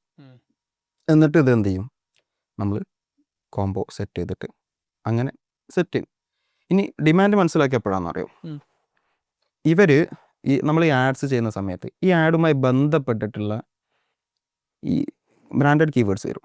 ഫോർ എക്സാമ്പിൾ, ഇപ്പോൾ മാർക്കറ്റ് പ്ലേസ് ബിസിനസ്സിൽ ആമസോണിൽ നമ്മൾ ചെയ്തൊരു ക്രാക്ക് ചെയ്ത സാധനം വെച്ചാൽ, ഇപ്പം ഞാൻ എൻ്റെ ഒരു ഫീൽഡ് ടൂൾസ് ആൻഡ് ഹാർഡ്വെയറിൻ്റെ ഒരു ഇൻഡസ്ട്രി ആയിരുന്നു. അപ്പോൾ അവിടെ നമുക്ക് ഈ സിലിക്കോൺ ഉണ്ട്, ഈ ഗ്ലാസിൻ്റെ പാച്ചസ് ഒക്കെ അടയ്ക്കാൻ വേണ്ടി. സിലിക്കോൺ നോർമലി സിലിക്കോൺ നല്ല സെയിലുള്ള സാധനം, പക്ഷെ അത് നമ്മുടെ കയ്യിലല്ല. അതിൻ്റെ സെയിൽ ബ്രാൻഡാണ് അത് സെല്ല് ചെയ്യുന്നത് ഏറ്റവും കൂടുതൽ. നമുക്കത് കുറഞ്ഞ വിലക്ക് കിട്ടുന്നുണ്ട്, പക്ഷെ ബ്രാൻഡ് FBA ആണ് ചെയ്യുന്നത്, നമ്മൾ FBM ആണ് ചെയ്യുന്നത്. എന്താണ് FBM എന്ന് പറഞ്ഞാൽ? FBA എന്ന് പറഞ്ഞാൽ ആമസോണിൽ നമ്മൾ ആമസോണിൽ വെയർ ഹൗസിൽ സാധനം കൊണ്ടുപോയി ബൾക്കായിട്ട് കൊണ്ടുപോയി ഡംപ് ചെയ്തിട്ട് അവിടെ നിന്ന് അവർ ഷിപ്പ് ചെയ്യാണ്. ഷിപ്പിംഗ് ചാർജ് 9 ദിർഹംസ് വരുന്നുള്ളൂ. നമ്മൾ FBM എന്ന് പറഞ്ഞു കഴിഞ്ഞാൽ ഫുൾഫിൽഡ് ബൈ മെർച്ചൻറ്റ്, നമ്മളാണ് ഷിപ്പ് ചെയ്യുന്നത്. ആമസോൺ ഇവിടെ വന്നിട്ട് സാധനം എടുത്തു കൊണ്ടുപോകും. അതിന് 16 ദിർഹംസ് ആണ്. ഈ വേരിയൻറ്റ് മതി നമുക്ക് ഈ ബൈ ബോക്സ് മിക്സ് ആവാൻ. ബൈ ബോക്സ് എന്ന് പറഞ്ഞാൽ ആമസോണിൽ പ്രോഡക്റ്റ് ക്ലിക്ക് ചെയ്യുമ്പോൾ സൈഡിൽ പ്രൈസ് ബോക്സ് കാണിക്കും. അവിടെ ആരുടെ ഏത് സെല്ലറുടെ പേരാണോ ഉള്ളത് അയാൾക്കാണ് ആ ഓർഡർ കിട്ടുക. എൻ്റെ പ്രൊഡക്റ്റ് ആയിക്കോട്ടെ നിങ്ങളുടെ പ്രൊഡക്റ്റ് ആയിക്കോട്ടെ, ബൈ ബോക്സ് ആർക്കാണോ കിട്ടുന്നത് അയാളുടേക്കാണ് ഓർഡർ ചാടുക. മോസ്റ്റ്ലി കസ്റ്റമേഴ്സ് ഇതൊന്നും ശ്രദ്ധിക്കൂല, ആരാണ് സെല്ലർ, പ്രൈസ് ഓക്കെ ആണോ, ഫീഡ് ഓക്കെ ആണോ, അതെ, പ്രോഡക്റ്റ് റിലവൻ്റ് ആണോ, അത്രേ ഉള്ളൂ. അപ്പോൾ നമ്മളിത് നോക്കുമ്പോൾ നമ്മളെക്കാൾ കുറഞ്ഞ പ്രൈസിലാണ് അവർ വിൽക്കുന്നത് കോമ്പറ്റീറ്റേഴ്സ് ആണെങ്കിൽ. അത് നമുക്ക് കോമ്പറ്റ് ചെയ്യാൻ പറ്റാത്ത സാധനമാണ്, പക്ഷെ നമ്മളടുത്ത് ഏറ്റവും കൂടുതലുള്ള പ്രോഡക്റ്റ് അതാണ്. നമുക്ക് കുറച്ചൊക്കെ ഓർഡർ കിട്ടിയ പ്രൊഡക്റ്റും അതാണ്. അവിടെ ഇരുന്ന് അതൊരു പ്രോബ്ലം ആണല്ലോ അല്ലേ, നമുക്കത് ടാക്കിൾ ചെയ്തേ മതിയാവും. എന്താണെന്ന് വെച്ച് കഴിഞ്ഞാൽ ഞാൻ ഇതിൻ്റെ കീവേഡ് സെർച്ച് നടത്തി ഗൂഗിൾ ട്രെൻഡ്സും കാര്യങ്ങളൊക്കെ ഈ പ്രോഡക്റ്റുമായി ബന്ധപ്പെട്ട് വരുന്ന ബ്രാൻഡഡ് കീവേഡ്സ് എന്തൊക്കെയാണ്, സൊല്യൂഷൻ ക്വറി എന്തൊക്കെയോ ഫുള്ള് എടുത്ത് പഠിച്ചപ്പോൾ എനിക്ക് മനസ്സിലായി ഈ വന്നവരെല്ലാം അടുത്ത സെർച്ച് നടത്തുന്നത് ഇതിൻ്റെ ഗണ്ണാണ്. മനസ്സിലായി, സിലിക്കൺ പിടിപ്പിക്കണമല്ലോ, ഗണ്ണാണ്. അത് വേറെ സെല്ലറിൽ നിന്ന് വാങ്ങിക്കുന്നു, അതും ചെറിയ ക്യാഷിനാണ് വാങ്ങിക്കുന്നത്. അപ്പോൾ ടോട്ടൽ വന്ന് നോക്കുമ്പോൾ ഗണ്ണിന് ഒരു 9 ദിർഹംസ്, സിലിക്കോണിന് ഒരു 18 ദിർഹംസ്, 27 ദിർഹംസ് അത്ര. അത് ഡെലിവറി ചാർജ് കൂട്ടുമ്പോൾ ഒരു 37 ദിർഹംസ് ഇങ്ങനെയാണ്. ഇപ്പോൾ ഇവർക്ക് ഈ ഗണ്ണ് സെപ്പറേറ്റ് വാങ്ങിക്കണം, ഇത് വാങ്ങിക്കണം. ഇതാണ് ഏറ്റവും കൂടുതൽ എപ്പോഴും ആവശ്യമില്ല. ഈ സാധനം ഗണ്ണില്ലാതെ വർക്ക് ചെയ്യാൻ പറ്റില്ല. അതെ. അപ്പോൾ എന്തായാലും ഇത് വാങ്ങുന്നത് എന്ത് ചെയ്യും, പെണ്ണ് വർക്ക് ചെയ്യും. നമ്മളെന്ത് ചെയ്ത് നേരെ കോംബോ അടിച്ച് ഗണ്ണും സിലിക്കോണും തമ്മിൽ കോംബോ അടിച്ച് ഇട്ട് 4-ാമത്തെ ദിവസം ബെസ്റ്റ് സെല്ലർ സാധനം. Daily 200-300 order. ഡാറ്റ നോക്കണം, പഠിക്കണം, എന്നിട്ട് അത് ടാപ്പ് ചെയ്യണം. 4-ാമത്തെ ദിവസം ബെസ്റ്റ് സെല്ലർ രാത്രി തുറന്നു നോക്കിയപ്പോൾ ഞാനത് ലത്തീഫായിക്ക് അന്ന് അയച്ചു കൊടുത്തിരുന്നത്. 4-ാമത്തെ ദിവസം അത് ബെസ്റ്റ് സെല്ലറായി. 2-ാമത്തെ കാര്യം, അപ്പോൾ ആ ഒരു പെയിൻ ഉണ്ടല്ലോ, കസ്റ്റമറിന് എന്താണ് വേണ്ടത് അത് നമ്മൾ മനസ്സിലാക്കുക. കസ്റ്റമറിനെ ഡീപ്പായിട്ട് എത്രത്തോളം മനസ്സിലാക്കുന്നു അത്രത്തോളം നമ്മൾ ഡാറ്റ ഡ്രിവൺ മാർക്കറ്റിങ്ങിലോട്ട് എടുക്കും. പെർഫോമൻസിന് എന്നാണ് 3-ാമത്തെ ഏരിയ, ഡാറ്റ ഡ്രിവൺ മാർക്കറ്റിംഗ്. ഡാറ്റയെ പഠിക്കുന്നു, നമ്മൾ എടുക്കുന്നു, അത് അനലൈസ് ചെയ്യുന്നു. അനലൈസ് ടൂൾസ്, ഇപ്പോൾ ഞാൻ അത്ര മാത്തമാറ്റിക്കൽ കഴിവുള്ള ആളൊന്നുമല്ല, പക്ഷേ ടൂൾസ് ഞാൻ യൂസ് ചെയ്യും. അപ്പോൾ എന്നെക്കാൾ കൂടുതൽ ചിന്തിക്കാൻ കഴിയുന്നവരാണ് ഈ ടൂൾസ്. അപ്പോൾ ഇതിലേക്ക് നമ്മൾ ഡാറ്റ എടുക്കുന്നു, അതിൻ്റെ അനോമലീസ് പഠിക്കുന്നു, സാധ്യതകൾ പഠിക്കുന്നു, എന്ത് കോട്ടാണ് ഇതിൽ നിന്ന് ഉണ്ടാക്കാൻ പറ്റുക നോക്കുന്നു, അടിക്കുന്നു. ഇതാണ് മാർക്കറ്റിൽ കറൻ്റ് ഡിമാൻഡ് എടുക്കാൻ പറ്റുന്ന സാധനം. ഓക്കെ. അപ്പം പിന്നെ ഇപ്പം ഈ ആൾക്കാർക്ക് ഇത് മനസ്സിലാവാത്തത് ചുമ്മാ അങ്ങോട്ട് ലിസ്റ്റ് ചെയ്ത് അങ്ങ് നടക്കുമെന്നാണ് വിചാരിക്കുന്നത്. വെബ്സൈറ്റിൽ ഇട്ടാൽ മതി, അല്ലെങ്കിൽ ആമസോണിലെ നൂലിലോട്ടാൽ മതി, സെയിൽ അങ്ങോട്ട് നടന്നോളും. അങ്ങനെ നടക്കും ചില കാര്യങ്ങൾ, ചില പ്രൊഡക്ട്സിന് അങ്ങനെ ഒരു സാധ്യത ഉണ്ട്. ഇപ്പോൾ പലരും മീഡിയയിലൊക്കെ പറഞ്ഞേക്കാം, നമുക്ക് സ്വന്തമായിട്ടൊരു പ്രൊഡക്റ്റ് ഉണ്ടെങ്കിൽ നടക്കും, നടക്കായി ഒന്നുമില്ല. പക്ഷെ എത്ര കാലം നടക്കും? ഉം. അതാണ് ഇമ്പോർട്ടൻ്റ് ആയിട്ട് പറയുന്നത്. എത്ര കാലം നടക്കും? ഇന്നോ നാളെ ഈ മാസം അടുത്ത മാസം ഒരു 3-4 മാസം നിങ്ങൾ പ്രോഫിറ്റ് എടുത്തു, 4ാമത്തെ മാസം ഒരു കോമ്പറ്റീറ്ററെ കണ്ടില്ല, അത് പെടും. അവൻ അത് വൈറ്റ് ലേബൽ എഴുതി ഇറക്കും, ചൈനയിൽ നിന്ന് സാധനം ഇറക്കും, അടിക്കും. അപ്പോൾ നമ്മൾ വേറെ പ്രോഡക്റ്റ് നോക്കി പോകേണ്ടി വരും. അപ്പോൾ ആദ്യമേ പഠിച്ചിട്ട് അതിൻ്റെ പൊട്ടൻഷ്യലേക്ക് നോക്കിയിട്ട് അവർ വരാത്ത രീതിയിൽ എങ്ങനെ ഇതിനെ പ്രൈസിങ് വെച്ച് അങ്ങനെ ചെയ്യണം. അപ്പോൾ ഞങ്ങൾ എന്താ ചെയ്തതെന്ന് വെച്ചാൽ അതിനുണ്ടല്ലോ ഈ 2 പ്രോഡക്റ്റും കൂടി ഒന്നിച്ച് വേറെ വേറെ വാങ്ങിക്കുമ്പോഴുള്ള ആ പ്രൈസിനേക്കാൾ കുറഞ്ഞ പ്രൈസാണ്, കൂടിയ പ്രൈസ് അല്ല. മനസ്സിലായി. നമ്മളവിടെ സൊല്യൂഷൻ അതിനകത്ത് 2 ഡെലിവറി ചാർജ് വരുമല്ലോ, വേറെ വേറെ വാങ്ങിക്കുമ്പോൾ 2 ഡെലിവറി ചാർജ്, ഇത് ഒന്നാണ് വരുന്നത്. അതെ. മാത്രമല്ല ഇത് സൊല്യൂഷൻ ആണ് കൊടുക്കുന്നത് ഒന്നാമത്തെ, രണ്ടാമത്തെ പ്രൈസും കുറവാണ്. അതെ. പിന്നെ നമ്മൾ അതിൽ കൂടെ ഒപ്റ്റിമൈസ് ചെയ്തിട്ടോ. അപ്പോൾ ഇതിന് സെപ്പറേറ്റ് ഷൂട്ട് ഒക്കെ പിന്നെ സെയിൽ വന്നതിൻ്റെ ശേഷം പിന്നെ ആ പ്രോഡക്റ്റ് അവൻ എത്ര കാലം നിൽക്കും, അവിടെ ഒരു ക്വസ്റ്റ്യൻ വരുന്നുണ്ട്. അപ്പോൾ നമുക്ക് കൂടുതൽ കാലം നിൽക്കണമെങ്കിൽ ഇതിനെ നമ്മളൊരു ബ്രാൻഡായിട്ട് തോന്നിപ്പിക്കണം. അപ്പോൾ നമ്മൾ ഈ ഗണ്ണിൽ പിന്നെ ഒരു വൈറ്റ് ലേബൽ ബ്രാൻഡ് കൊണ്ടുവന്നു. ആ ബ്രാൻഡിൻ്റെ അണ്ടറിൽ ഈ സിലിക്കോണും ഈ ഗണ്ണിൻ്റെ കൂടെ സ്പെയർ ആയിട്ടാണ് സിലിക്കോൺ കൊടുക്കുന്നത്. സിലിക്കോണിൻ്റെ കൂടെ സ്പെയർ ആയിട്ട് ഗണ്ണല്ല കൊടുക്കുന്നത്. മനസ്സിലായോ? അപ്പോൾ അത് കംപ്ലീറ്റ് നമ്മുടെ ബ്രാൻഡ് പ്രൊഡക്റ്റാണ്.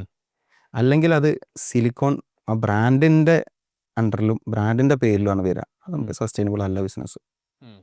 നമ്മൾ ഗണ്ണിനെ പിന്നെ ഒപ്റ്റിമൈസ് ചെയ്തു. ഗണ്ണ് പിന്നെ steel gun, plastic gun, heavy duty gun, ഇങ്ങനെ അങ്ങോട്ട് വേറെ വേറെ ആക്കി റേഞ്ച് ആക്കി.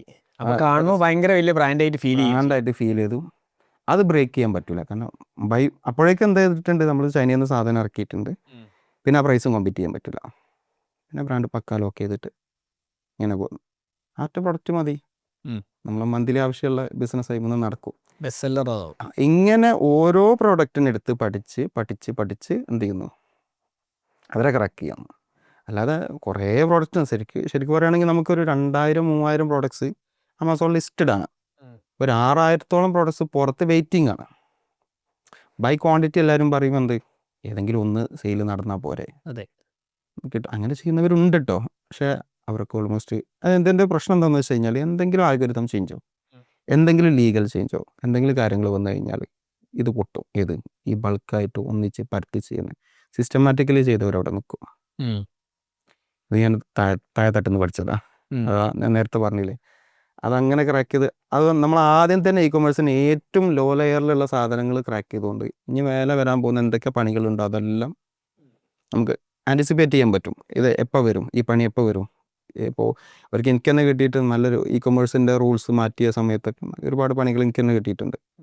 അപ്പോൾ ഇതൊക്കെ ആൻറ്റിസിപ്പേറ്റ് ചെയ്യാൻ പറ്റുന്നത് ഈ ഗ്രൗണ്ട് ലെവലിൽ നിന്ന് നമ്മൾ ഇ കൊമേഴ്സ് പഠിച്ച്. അതുകൊണ്ട് ഇന്നിപ്പോൾ ഒരാൾ വന്നിട്ട് ഒരു അച്ചാറോ പപ്പടോ എന്താ വേണ്ടത് വെച്ചാൽ നമുക്ക് എത്തിച്ചു കൊടുക്കാൻ പറ്റും. അതിലൊരു ബിസിനസ് എങ്ങനെ മാറ്റി ചെയ്യാം എന്നുള്ളത്. പിന്നെ അത് വാട്സപ്പ് ആണെങ്കിൽ വാട്സപ്പ്, പിന്നെ അറിയാമല്ലോ ഇപ്പോൾ എല്ലാവർക്കും ആ എഡ്യൂക്കേഷൻ കംപ്ലീറ്റ് ആയി. അതെങ്ങനെ തെറ്റില്ലാത്ത രീതിയിൽ ചെയ്യാൻ പറ്റും എന്നുള്ളത് സഹായിക്കാൻ പറ്റും. അതാണ്. ഓക്കെ. അപ്പോൾ നമ്മൾ തിരിച്ച് നമുക്ക് മാർക്കറ്റിൽ വരാം. നിങ്ങൾ ഗുറേർ മാർക്കറ്റിന് പിന്നെ അത് നിങ്ങൾ അവിടെയൊക്കെ എല്ലാവർക്കും ചെയ്തു കൊടുത്ത് നിങ്ങൾ നോൺ കോമ്പറ്റിങ് സാധനങ്ങൾക്കൊക്കെ ചെയ്തു കൊടുത്തു. ഇത് മെയിൻലി നിങ്ങൾ ഇൻസ്റ്റാഗ്രാം വഴിയാണ്. ഇൻസ്റ്റാഗ്രാമും ടിക്ടോക്കും വഴിയാണ് നിങ്ങൾ സെല് ചെയ്തത്. വാട്സാപ്പിലേക്കായിരുന്നു കൂടുതൽ കൺവേർഷൻ വന്നിരുന്നത്. പക്ഷേ വെബ്സൈറ്റിൽ നിങ്ങൾ അധികം ഫോക്കസ് ചെയ്തിട്ടില്ല, ബിക്കോസ് അവിടെ അല്ല അതിൻ്റെ മാർക്കറ്റാണ്. പിന്നെ നിങ്ങൾ കണ്ടുപിടിച്ചു ഇതിൻ്റെ ഒരു വലിയ ലെവലിലേക്ക് എങ്ങനെ പോകും, ആ ഓഡിയൻസിനൊക്കെ നിങ്ങൾ ഐഡൻറ്റിഫൈ ചെയ്തു. പിന്നെ എപ്പോഴാണ് ഈ ഗുറേർ മാർക്കറ്റിന് പുറത്ത് ചാടുന്നത്? ഗുറേർ മാർക്കറ്റിൻ്റെ വേറെ കുറച്ച് ഓപ്പർച്യൂണിറ്റീസ് വന്നു. ഇവരൊരു സക്സസും കാര്യങ്ങളും കണ്ടിട്ട് വേറെ കുറച്ച് ആളുകൾ ഇ കൊമേഴ്സ് എന്നല്ല വേറെ 2-3 ബിസിനസ്സുകൾ ഉണ്ടായിരുന്നു. അങ്ങനെ അത് റിയൽ എസ്റ്റേറ്റ് ഉണ്ട്, അതിൽ എല്ലാം ഉണ്ട്. പിന്നെ എല്ലാത്തിലും നമുക്കൊരു ധൈര്യം വന്നല്ലോ. അപ്പോഴേക്ക് കമ്പനികളിൽ ജോയിൻ ചെയ്യാൻ ഓപ്പർച്യൂണിറ്റി വരുന്നുണ്ട് കേട്ടോ. പക്ഷേ ഇപ്പോൾ കിട്ടിയ ഓപ്പർച്യൂണിറ്റി മാക്സിമം ലെവലിൽ യൂസ് ചെയ്യാം. എന്നിട്ട് വേണമെങ്കിൽ ഒരു കമ്പനി. അപ്പോഴത്തെ നിങ്ങളെ കടങ്ങളൊക്കെ തീരുമാനമായില്ല? ഇല്ല, തീരുമാനമായിട്ടില്ല. അതൊക്കെ അത്രയും എമൗണ്ട് ആയതുകൊണ്ട് ചെയ്യാനായിട്ടില്ല. ഓക്കെ. പക്ഷെ അത് കഴിഞ്ഞിട്ട് പിന്നെ എന്തായി, കുറച്ചൊരു ടോയ്സിൻ്റെ ഒരു മാർക്കറ്റിങ്. അതിൻ്റെ പോഡ്കാസ്റ്റ് ഞാൻ പറഞ്ഞിരുന്നു. ടോയ്സിൻ്റെ ഇതന്നെ ഡീറ്റെയിൽഡ് സ്റ്റഡി പഠിച്ച് ഏത് ടോയ്സാണ് ഏത് കൺട്രിക്കാരാണ് യൂസ് ചെയ്യുന്നത് എന്നുള്ളത് പഠിക്കാം. അപ്പോൾ അതിനുള്ള കാരണം എന്താണെന്ന് പഠിക്കാം. ഇനി വരാൻ പോകുന്ന ടോയ്സിൻ്റെ ട്രെൻഡ് എന്താണെന്ന് പഠിക്കാം. അതിന് നമ്മൾ ചിലപ്പോൾ ഈ വേൾഡ് ട്രേഡ് സെൻറ്ററിൽ ടോയ്സിൻ്റെ സമ്മിറ്റ് അല്ലെങ്കിൽ എക്സിബിഷൻ നടക്കാറുണ്ട്. നമ്മളവിടെ പോകണം. അവിടെ പോയിട്ട് അടുത്ത വർഷം വരാൻ പോകുന്ന സാധനം എന്താണെന്നുള്ള നമ്മൾ പഠിക്കണം. അത് യൂസ് ചെയ്യാൻ പോകുന്ന കസ്റ്റമേഴ്സാണെന്ന് നോക്കണം. ആ കസ്റ്റമേഴ്സിനെ നമ്മൾ ആദ്യം ഇവിടെ ഡേറ്റയിൽ ഉണ്ടാക്കി വെക്കണം. ഫിലിപ്പീൻസിന് ഇഷ്ടപ്പെടുന്ന ഒരു സിലിക്കോൺ ടൈപ്പ് ടോയ്സ് ആണെന്നുണ്ടെങ്കിൽ ആ ടോയ്സിൻ്റെ ആഡ് നമ്മൾ കോസ്റ്റ് എഫക്റ്റീവ് റൺ ചെയ്യണമെങ്കിൽ ഫിലിപ്പീൻസ് നമ്മളെ ഡാറ്റയിൽ വേണം.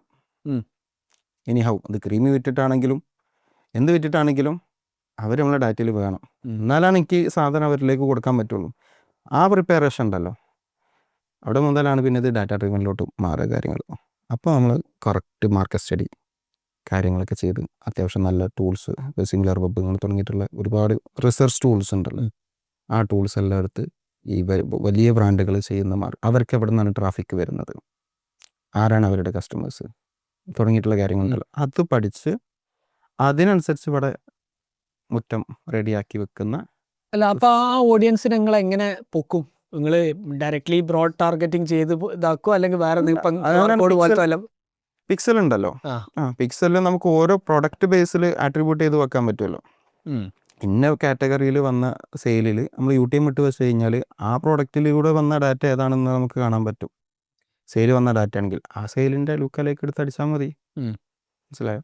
പിന്നെ നമുക്ക് ചെയ്യേണ്ടതെന്ന് വെച്ചാൽ ഇപ്പോൾ ഈ വലിയ ബ്രാൻഡ്സ് ആണെങ്കിലും, വലിയ ബ്രാൻഡ്സ് അത്യാവശ്യം നല്ല ഡാറ്റ യൂസ് ചെയ്യുന്ന ഒരു ഓഡിയൻസാണ്, ഒരു ബ്രാൻഡാണെന്നുണ്ടെങ്കിൽ അവർക്ക് CDP പ്ലാറ്റ്ഫോം ഉണ്ടാവും, കസ്റ്റമർ ഡാറ്റ പ്ലാറ്റ്ഫോം ഉണ്ടാവും. അതായത് നമ്മൾ CRMൻ്റെ ഒരു മൂത്താപ്പ CDP പ്ലാറ്റ്ഫോം അങ്ങനെ പറയാം.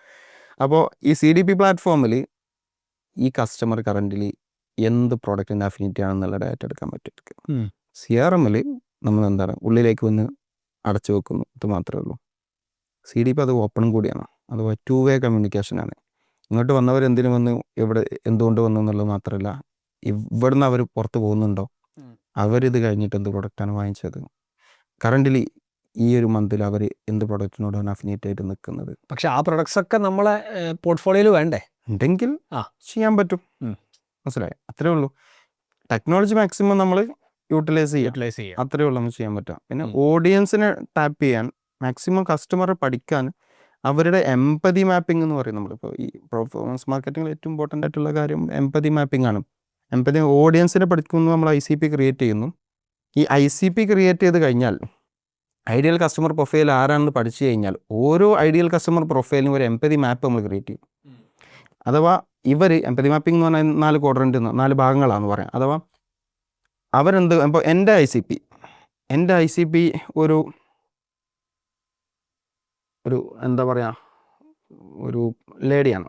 ഓക്കെ, ഈ ലേഡി നമുക്ക് എന്ത് പേരിടാം, ഒരു മേരി എന്നിടാം. ഓക്കെ, അപ്പോൾ ഈ മേരിയാണ് എൻ്റെ ICP. ഓക്കെ, ദുബായിൽ ഷാർജയിൽ താമസിക്കുന്ന ഒരു നേഴ്സായിട്ടുള്ള മേരി. ഓക്കെ, അതാണ് ഇപ്പോൾ എൻ്റെ ICP.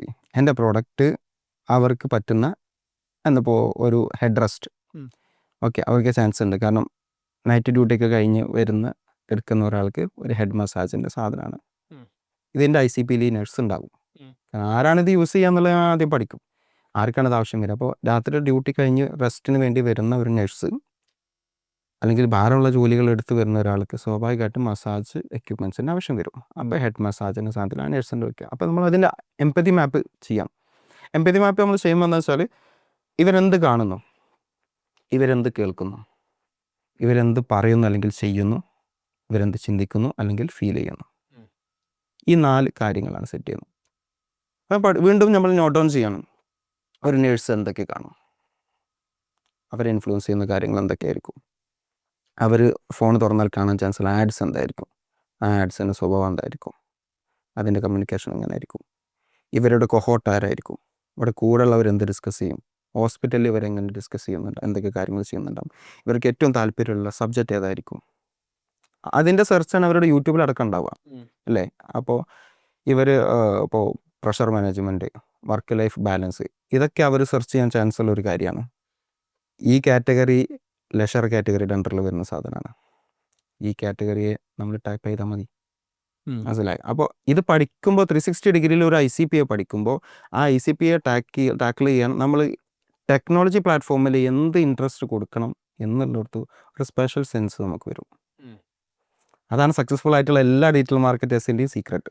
അല്ല, അപ്പോൾ ഇത് ഇപ്പം നിങ്ങൾ കളിച്ചു പഠിച്ചതാണെന്ന് പറഞ്ഞത്, പക്ഷേ ഇതിപ്പോൾ കുറച്ച് ഡീപ്പായിട്ട് എംപതി മാപ്പിംഗ് കുറച്ച് ഡീപ്പാണ്.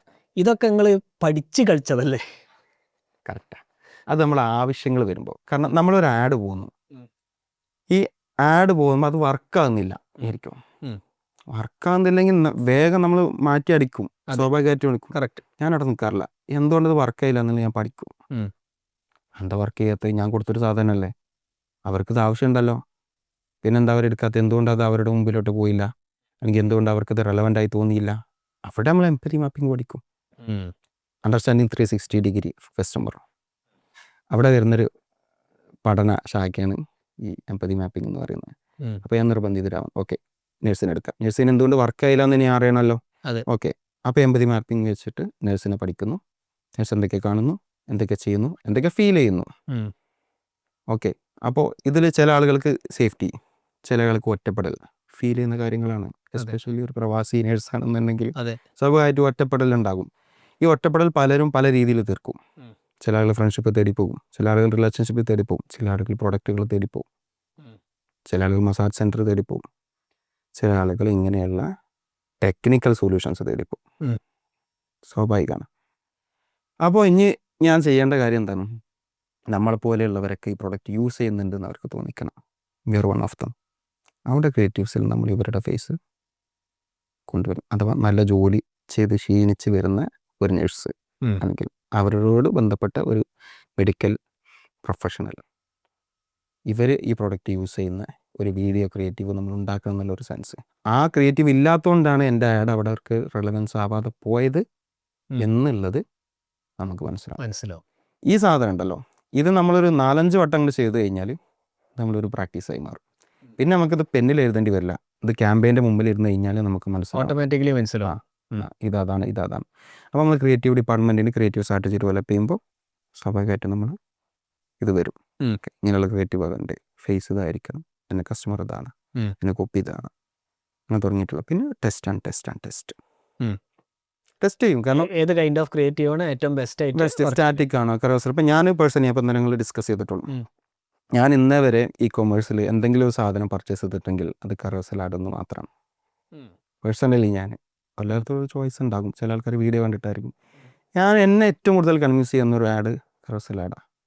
കാരണം എന്താണെന്ന് വെച്ചാൽ ഞാനിപ്പോൾ മനസ്സിലാക്കുന്ന ഈ പ്രോഡക്റ്റിനെ ഇവർക്ക് ഇതിന് മാത്രം വിവരിക്കാനുണ്ടെങ്കിൽ ആ പ്രോഡക്റ്റ് കുറച്ചൊരു ജനറിക്കാണ്. വീഡിയോയിൽ നമുക്ക് എന്തും പറയാം, ആർക്കും പറയാം.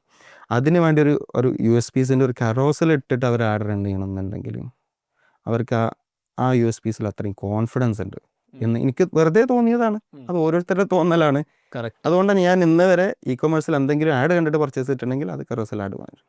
അങ്ങനെ ഓരോരുത്തർക്കും ഓരോ രീതി ഉണ്ടാവും. അത് നമുക്ക് ടെസ്റ്റിംഗ് എന്ന് മനസ്സിലാവും. അപ്പോൾ ആ സമയത്താണ് നിങ്ങൾ കസ്റ്റം ഓഡിയൻസിനെ ക്രിയേറ്റ് ചെയ്യുക. യെസ്, അപ്പോഴാണ് കൊഹോട്ട് അനാലിസിസ് എന്ന് പറഞ്ഞൊരു സംഭവം വരുന്നത്. നമ്മൾ ഓഡിയൻസിൽ നമ്മൾ ഓരോരോ സ്വഭാവമുള്ള കൊഹോട്ടുകളായിട്ട് ഓഡിയൻസിനെ തിരിക്കും. ഓക്കെ, ഇത് തിരിക്കുന്നത് 2 രീതിയിലാണ്. ഒന്ന് ബൈ ടെക്നോളജി. ഇപ്പോൾ നമ്മൾ ട്രിപ്പിൾ വേല് പോലെയുള്ള ടൂൾസ് യൂസ് ചെയ്യുമ്പോൾ നമുക്ക് ആട്രിബ്യൂഷൻ മോഡൽ കിട്ടും. ഈ ആട്രിബ്യൂഷൻ മോഡലിൽ നിന്ന് നമുക്ക് കൊഹോട്ട് അനാലിസിസ് കിട്ടും. രണ്ടാമത് നമ്മൾ ബൈ സെൻസ് നമ്മൾ തിരിച്ചു വെക്കണം.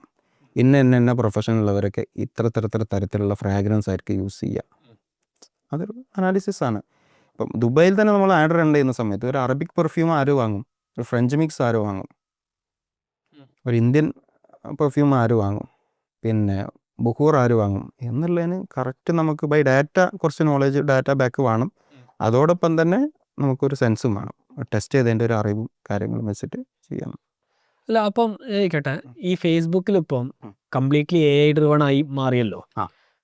അപ്പോൾ ഈ കസ്റ്റം ഓഡിയൻസിനെ ക്രിയേറ്റ് ചെയ്യുന്ന സ്റ്റിൽ റെലവൻറ്റ് സാധനമാണോ, അല്ലെങ്കിൽ അത് ഡയറക്റ്റ്ലി നമ്മൾ ബ്രോഡ് ടാർഗറ്റ് ചെയ്തിട്ട് ചെയ്താൽ മതിയോ?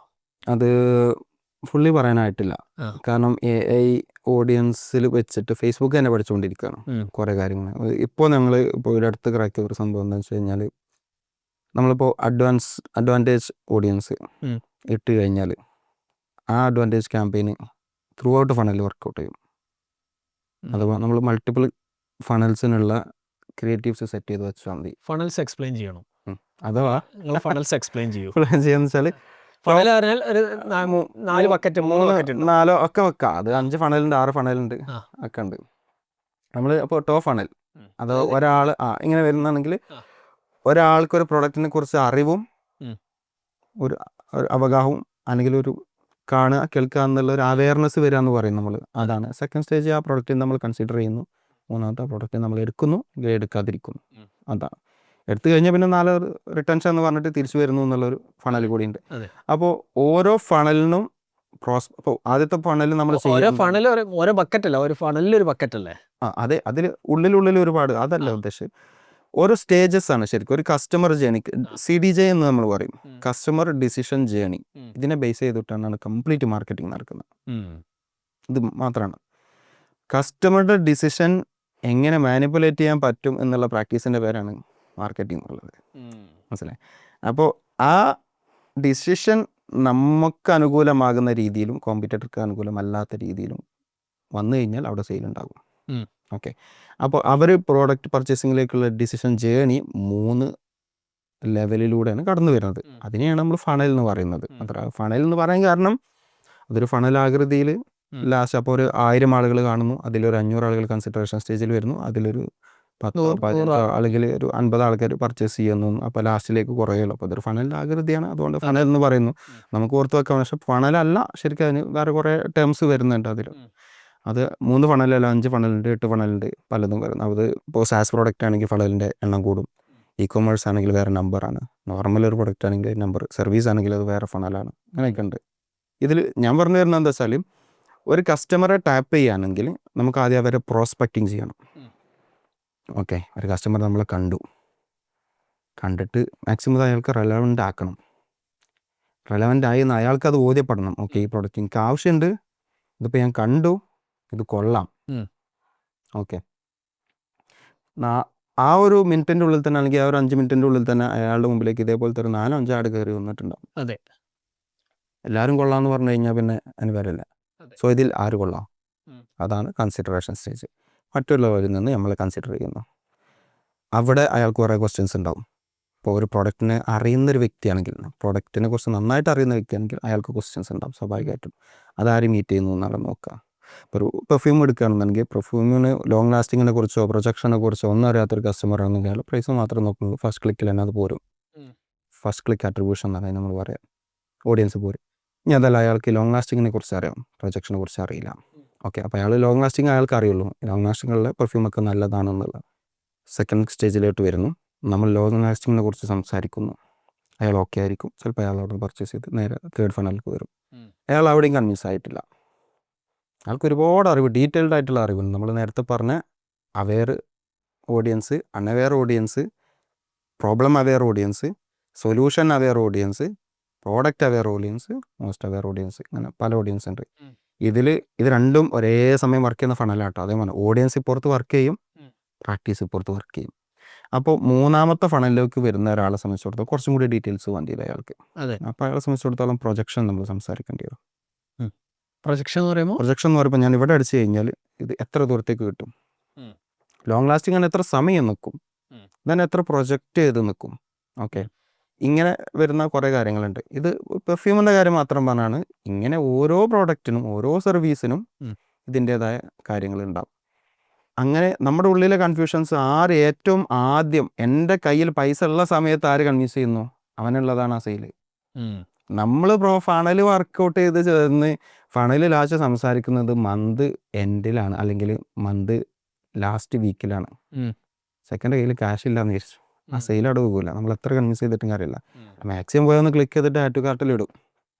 ഓക്കെ, ക്യാഷ് ഉള്ള സമയത്ത് അതാണ് കസ്റ്റമർ ഡിസിഷൻ ചെയ്യുന്നത്. അവർ എപ്പോൾ എംപതി മാപ്പിൽ അവരെപ്പോൾ ഹാപ്പിനെസ്സിൽ നിൽക്കും, what you feel, what they feel, അവർക്ക് എന്ത് ഫീൽ ചെയ്യും, അവർക്ക് എപ്പോൾ ഫീൽ ചെയ്യും, അവർക്ക് എപ്പോൾ പർച്ചേസ് ചെയ്യണമെന്ന് തോന്നും. അതും മന്തിൻ്റെ ആദ്യത്തെ 10 ദിവസമാണ്. ഈ 10 ദിവസത്തിൻ്റെ ആദ്യത്തെ 10 ദിവസത്തിൻ്റെ ഉള്ളിലാണ് നമ്മൾ ലാസ്റ്റ് ഫണൽ വരുന്നത്. നമ്മളെല്ലാ ആഡ്സും അവർ കണ്ടിട്ടുണ്ട്, അല്ലെങ്കിൽ ഏതെങ്കിലും ഒരു ആഡ്സിൽ നല്ല ഹുക്ക് അവർക്ക് കിട്ടിയിട്ടുണ്ടെങ്കിൽ അത് അവരൊന്ന് പർച്ചേസ് ചെയ്യും. അതൊരു മന്ത് 10 മുതൽ ഒരു 20 വരെ കുറച്ചൊക്കെ പർച്ചേസ് ചെയ്യും. ഒരു EMI ടൈപ്പിലുള്ള പർച്ചേസുകളൊക്കെ ഇവിടെ വരും. മന്ത് 10 മുതൽ 20 വരെയുള്ള കാലങ്ങളിൽ വരും. അത് ലാസ്റ്റിലോട്ട് പോകുമ്പോൾ പിന്നെ അവർ ആഡ് ടു കാർട്ടിൻ്റെ എണ്ണം അങ്ങനെ കൂടി വരിക ചെയ്യാം. അപ്പോൾ നമ്മളൊരു മാർക്കറ്റ് സംബന്ധിച്ചിടത്തോളം എൻ്റെ പ്രോഡക്റ്റിൻ്റെ ആ ക്രിയേറ്റീവ്സ്, ടോപ്പ് ഫണൽ ക്രിയേറ്റീവ്സ് നിന്ന് മിഡിലേക്കും ബോട്ടമിലേക്കും ക്രിയേറ്റീവ്സ് നമ്മൾ പോകുമ്പോൾ അത് എപ്പോൾ ആയിരിക്കണം കസ്റ്റമറിൻ്റെ മുന്നിലേക്ക് എത്തുക എന്നുള്ള ടൈം ലൈൻ ഉണ്ടാക്കുക എന്നുള്ളൊരു സംഭവമുണ്ട്. അത് ഭയങ്കര സംഭവമാണ്, ഞാൻ ആദ്യമായിട്ടാണ്. അതിനെയാണ് മീഡിയ പ്ലാനിങ് എന്ന് പറയുന്നത്. മനസ്സിലായി? ഈ മീഡിയ പ്ലാനിങ് ആണ്, ഈ മീഡിയ പ്ലാനിങ്ങിൽ സക്സസ് ആവുക എന്നുള്ളതാണ് ഒരു മാർക്കറ്ററെ സംബന്ധിച്ചിടത്തോളം ഏറ്റവും പ്രധാനപ്പെട്ട ഒരു കാര്യം. അപ്പോൾ എന്താണ് ആക്ച്വലി എന്താണ് മീഡിയ പ്ലാനിങ്? മീഡിയ പ്ലാനിങ് എന്ന് പറയുമ്പോൾ നമ്മളൊരു ക്യാമ്പയിൻ ലോഞ്ച് ചെയ്യുന്നതിൻ്റെ ഏറ്റവും അവസാനം ഉണ്ടാക്കുന്ന ഡോക്യുമെൻ്റാണ് മീഡിയ പ്ലാനിങ്. പലരും വിചാരിച്ചിരിക്കുന്നത് ആദ്യം ഉണ്ടാക്കുന്ന പ്ലാനാണ് മീഡിയ പ്ലാൻ. അല്ല, ഞാൻ ഈ നേരത്തെ പറഞ്ഞ market research, audience research, competitor research, ICP generation, empathy mapping, ഇതെല്ലാം കഴിഞ്ഞ് ഇവരെയൊക്കെ പഠിപ്പിച്ചെടുക്കാൻ എന്തൊക്കെ ചെയ്യേണ്ടി വരും എന്ന് തീരുമാനിച്ച് അതിനെത്ര ഏതൊക്കെ പ്ലാറ്റ്ഫോം എന്തൊക്കെ ചെയ്യേണ്ടി വരും എന്നൊക്കെ വെച്ചിട്ടാണ് നോർമലി മീഡിയ പ്ലാൻ. അല്ല, പക്ഷെ അപ്പോഴത്തേക്ക് നമ്മൾ ഓൾറെഡി കുറച്ച് ഫണ്ട് പൊട്ടിച്ചിട്ടുണ്ടാവും ഇതൊക്കെ ICP ഒക്കെ ജനറേറ്റ് ചെയ്യണമെങ്കിൽ. നമ്മൾ അത് അല്ലാതെയും ചെയ്യാം, ടൂൾസ് ഉണ്ട് സംഭവം. പിന്നെ മാത്രമല്ല, നമ്മൾ കോമ്പറ്റേറ്റർ റിസർച്ച് നടത്തുമ്പോൾ തന്നെ ആരാണ് വരെ ICP എന്നുള്ളത് നമുക്ക് കിട്ടും. എവിടെയാണ് ഈ ടീം ഇരിക്കുന്നത്, യൂട്യൂബിൽ നിന്നാണ് കൂടുതൽ ട്രാഫിക് വരുന്നത്, ഇൻസ്റ്റാഗ്രാമിൽ നിന്നാണ് ട്രാഫിക് വരുന്നത് നോക്കിക്കഴിഞ്ഞാൽ നമുക്ക് അതിൻ്റെ ജനറേഷൻ മനസ്സിലാവും. മനസ്സിലായോ? പിന്നെ കോമ്പറ്റേറ്ററിൻ്റെ കമ്മ്യൂണിക്കേഷൻ വർക്കിംഗ് ആവുണ്ടോ അല്ലേ എന്ന് നോക്കിയാൽ മതി. രണ്ടാമത്തെ അവർ പറഞ്ഞ കാര്യങ്ങൾ ഓഡിയൻസിന് അതിൻ്റെ കമൻറ്റ് ബോക്സ് നോക്കിയാൽ മതി. കോമ്പറ്റേറ്ററിൻ്റെ കമൻറ്റ് ബോക്സിൽ നോക്കിക്കഴിഞ്ഞാൽ തന്നെ ഏറ്റവും സിമ്പിളായിട്ട് എമ്പതി എടുക്കൽ അവിടെ നിന്നാണ്. അവരെന്ത് പറയുന്നു, അവരെന്ത് ചിന്തിക്കുന്നു എന്ന് അറിയണമെന്നുണ്ടെങ്കിൽ ഇതേപോലത്തെ ഒരു 10 പ്രൊഡക്റ്റിൻ്റെ ഫേസ്ബുക്ക് പേജിലും ഇൻസ്റ്റാഗ്രാം പേജിലും കമൻറ്റ് ബോക്സിൽ പോയി നോക്കിക്കഴിഞ്ഞാൽ ഇവരെന്ത് എക്സ്പെക്റ്റ് ചെയ്യുന്നു ഈ പ്രൊഡക്റ്റിൽ നിന്നാണ് മനസ്സിലാവും.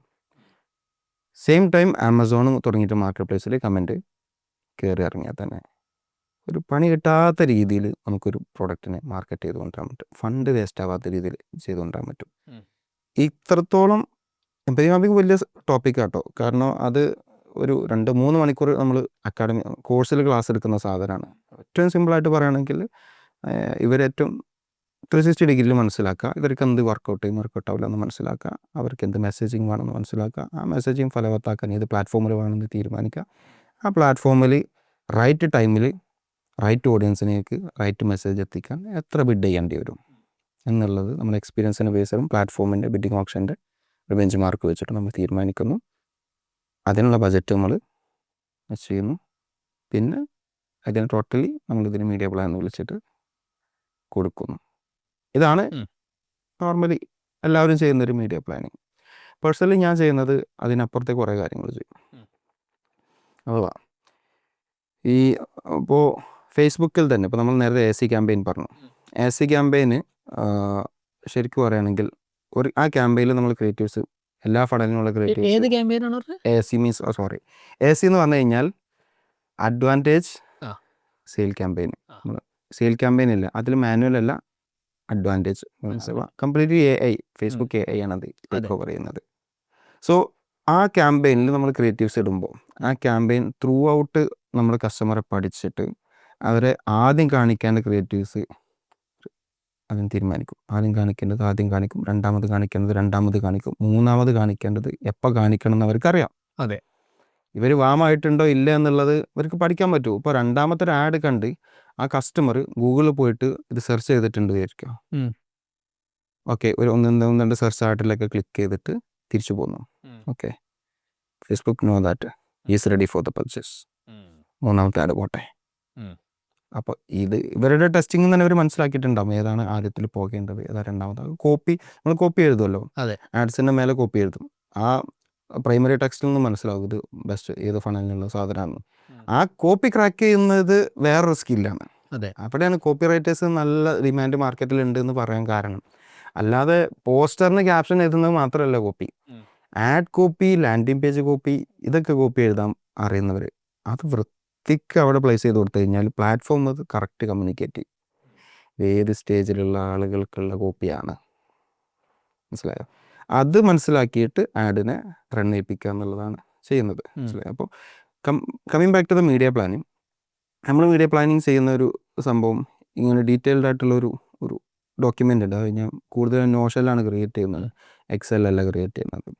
നോഷനിൽ നമ്മൾ ഡീറ്റെയിൽ ആയിട്ട് ഇങ്ങനെ ഓരോ സെഗ്മെൻറ്റും അതിൻ്റെ ആട്രിബ്യൂഷൻ മോഡൽ എന്താണ്, ഇതിൻ്റെ ഇന്ന ആട്രിബ്യൂഷൻ മോഡലിൽ ക്രാക്ക് ചെയ്യാൻ നമുക്ക് എത്ര ഫണ്ട് ഇടണം. സെക്കൻഡ്, അപ്പോൾ ആട്രിബ്യൂഷൻ മോഡൽ എന്ന് പറയുമ്പോൾ നമുക്ക് സെയിൽ വന്നത് ഏത് ആക്ടിവിറ്റിയിൽ നിന്നാണ്, ഏത് പ്ലാറ്റ്ഫോമിൽ നിന്നാണ് നമുക്ക്. അപ്പോൾ അവസാനം അതിൽ തന്നെ attribution, first touch attribution, last touch attribution, multi touch attribution, linear touch attribution, linear attribution, ഇങ്ങനെ ഒരുപാട് ആട്രിബ്യൂഷൻസ് ഉണ്ട്. അഥവാ ഈ സെയിൽ എന്തുകൊണ്ട് വന്നു എന്നുള്ളതിന് ആൻസർ കണ്ടെത്തുന്നതാണ് ആട്രിബ്യൂഷൻ മോഡലിംഗ്. അതെ, ഡാറ്റ ഡ്രിവൺ മാർക്കറ്റിങ്ങിൻ്റെ സൈഡാണ്. ഇത് കറക്റ്റ് മനസ്സിലാക്കി കഴിഞ്ഞാൽ നമുക്ക് എന്ത് മെസ്സേജ് കൊടുക്കണം, ഏത് പ്ലാറ്റ്ഫോമിൽ കൊടുക്കണം, എത്ര കാലം കൊടുക്കണം, എവിടെയൊക്കെ എങ്ങനെയൊക്കെ ഏതൊക്കെ പ്ലേസ്മെൻറ്റിൽ അവിടെ ഇടണം, അങ്ങനെ കറക്റ്റ് പിക്ചർ കിട്ടും. ഇതെല്ലാം കൂട്ടിയിട്ടുള്ള ഒരു പ്ലാനാണ് മീഡിയ പ്ലാൻ എന്ന് പറയുന്നത്. ഓരോ പ്ലാറ്റ്ഫോമിന് ഇടുന്ന ബജറ്റിംഗ് അല്ല. അപ്പോൾ നമുക്ക് കറക്റ്റ് ഫസ്റ്റ് ടച്ച് ആട്രിബ്യൂഷൻ ക്യാമ്പയിൻസിന് ഇത്ര പോകണം. അത് പ്രോഗ്രാമാറ്റിക്കിൽ പോകണം. ഫസ്റ്റ് ടച്ച് ആട്രിബ്യൂഷൻ ആണെങ്കിൽ അത് നമുക്ക് പ്രോഗ്രാമാറ്റിക് ആഡ്സിൽ പോകേണ്ടി വരും. എന്താണ് പ്രോഗ്രാമാറ്റിക് ആഡ്സ്? അതൊക്കെ അത് വലിയൊരു ക്വസ്റ്റ്യൻ ആണ്. ഓക്കെ, രണ്ടാമത്തത് പിന്നെ ഈ സെക്കൻഡ് ലാസ്റ്റ് ടച്ച് ആട്രിബ്യൂഷൻ എന്ന് പറയും. ലാസ്റ്റ് ആട്രിബ്യൂഷൻ എന്ന് പറഞ്ഞാൽ സെയിൽ വരാൻ കാരണം നമ്മൾ അവസാനം കണ്ട ആഡാണ് എന്ന് നമ്മൾ മനസ്സിലാക്കണം, അല്ലെങ്കിൽ അത് നമ്മൾ വേർതിരിച്ച് വെക്കുകയാണ്. സോ അവസാനത്തെ ആഡ് വർക്ക്ഡായി എന്നുള്ള അറിവിലോട്ട് നമ്മൾ എത്തുന്നു. ഇനി അതല്ല, ഇതിൽ ഏത് രീതിയിലുള്ള സ്ഥലത്തു നിന്നും നമുക്ക് ആഡ്സ് വരാം. ഗൂഗിൾ ആഡ്സ് എന്ന് വരാം. മൾട്ടിപ്പിൾ 360 ഓംനി ചാനൽ മാർക്കറ്റിംഗ് ചെയ്യുകയാണെന്നുണ്ടെങ്കിൽ ഗൂഗിളിൽ നിന്നും ഈ LinkedIn marketing, Facebook marketing, Instagram story marketing, Instagram feed marketing, reels marketing, എല്ലാ ചാനൽസും ഉണ്ടാവും. എല്ലാ ചാനൽസിൽ നിന്നും സെയിൽ ആവുന്നതിൻ്റെ തൊട്ട് മുന്നേ വന്ന ആഡ് ചിലപ്പോൾ ആയിരിക്കില്ല അവരുടെ ഡിസിഷൻ മേക്കിങ്ങിൻ്റെ സാധനം. അത് അവർ കണ്ടപ്പോൾ ചിലപ്പോൾ ഓർമ്മ വന്നപ്പോൾ ചെയ്തതായിരിക്കാം. അതെ, അല്ലെങ്കിൽ അപ്പോൾ സാഹചര്യം ആയതുകൊണ്ട് ചെയ്തായിരിക്കാം. പല സാഹചര്യങ്ങളുണ്ടാവുമല്ലോ. ഇത് നമ്മൾ മാപ്പ് ചെയ്തുകൊണ്ടേയിരിക്കണം. പിന്നെ ആട്രിബ്യൂഷൻ മോഡലിംഗ് ടൂൾസ് ഉണ്ട്. ഇപ്പോൾ ട്രിപ്പിൾ വെയിൽ പോലെ super matrix board, super matrix ഒരു ടൂളാണ്. ഈ ടൂള് യൂസ് ചെയ്യാൻ അറിയാമെന്നുള്ളത് വേറെ കാര്യമാണ്. ഓക്കെ, അതിന് കുറച്ചൊരു അനലിറ്റിക്സ് സാധനങ്ങൾ നമുക്ക് വേണം. പിന്നെ അത് മാക്സിമം ഈസി ആക്കി തരാൻ ടൂളുകൾ ശ്രമിക്കുന്നുണ്ട്. ഓക്കെ, നിങ്ങളുടെ ഏത് ആട്രിബ്യൂഷൻ മോഡലാണ് വർക്ക് ചെയ്യുന്നത് എന്ന് നമുക്ക് പറഞ്ഞു തരും. ഈസിയാണ്. എന്നാൽ പോലും ആ പറഞ്ഞു തരുന്ന മനസ്സിലാക്കി അതിനനുസരിച്ചുള്ള ഒരു ഇൻപുട്ട് എടുത്ത് ഒരു ഔട്ട്പുട്ട് നമ്മൾ ക്രിയേറ്റീവ് ഡിപ്പാർട്ട്മെൻറ്റിനോ സ്ട്രാറ്റജിസ്റ്റിനോ കൊടുക്കാൻ പറ്റണം. എന്നാൽ മാത്രമേ ആട്രിബ്യൂഷൻ, അല്ലാതെ ഞാനും ട്രിപ്പിൾ വെയിൽ യൂസ് ചെയ്യുന്നുണ്ട്, എൻ്റെ ആട്രിബ്യൂഷൻ മോഡൽ ഇതാണ് എന്ന് പറഞ്ഞുകൊണ്ട് ഒരു ക്യാമ്പയിൻ സക്സസ് ആവില്ല. ഇതൊക്കെ ക്യാമ്പയിൻ സ്ട്രക്ചറിങ്, ക്യാമ്പയിൻ എഞ്ചിനീയറിംഗുമായി ബന്ധപ്പെട്ട കാര്യങ്ങളല്ല.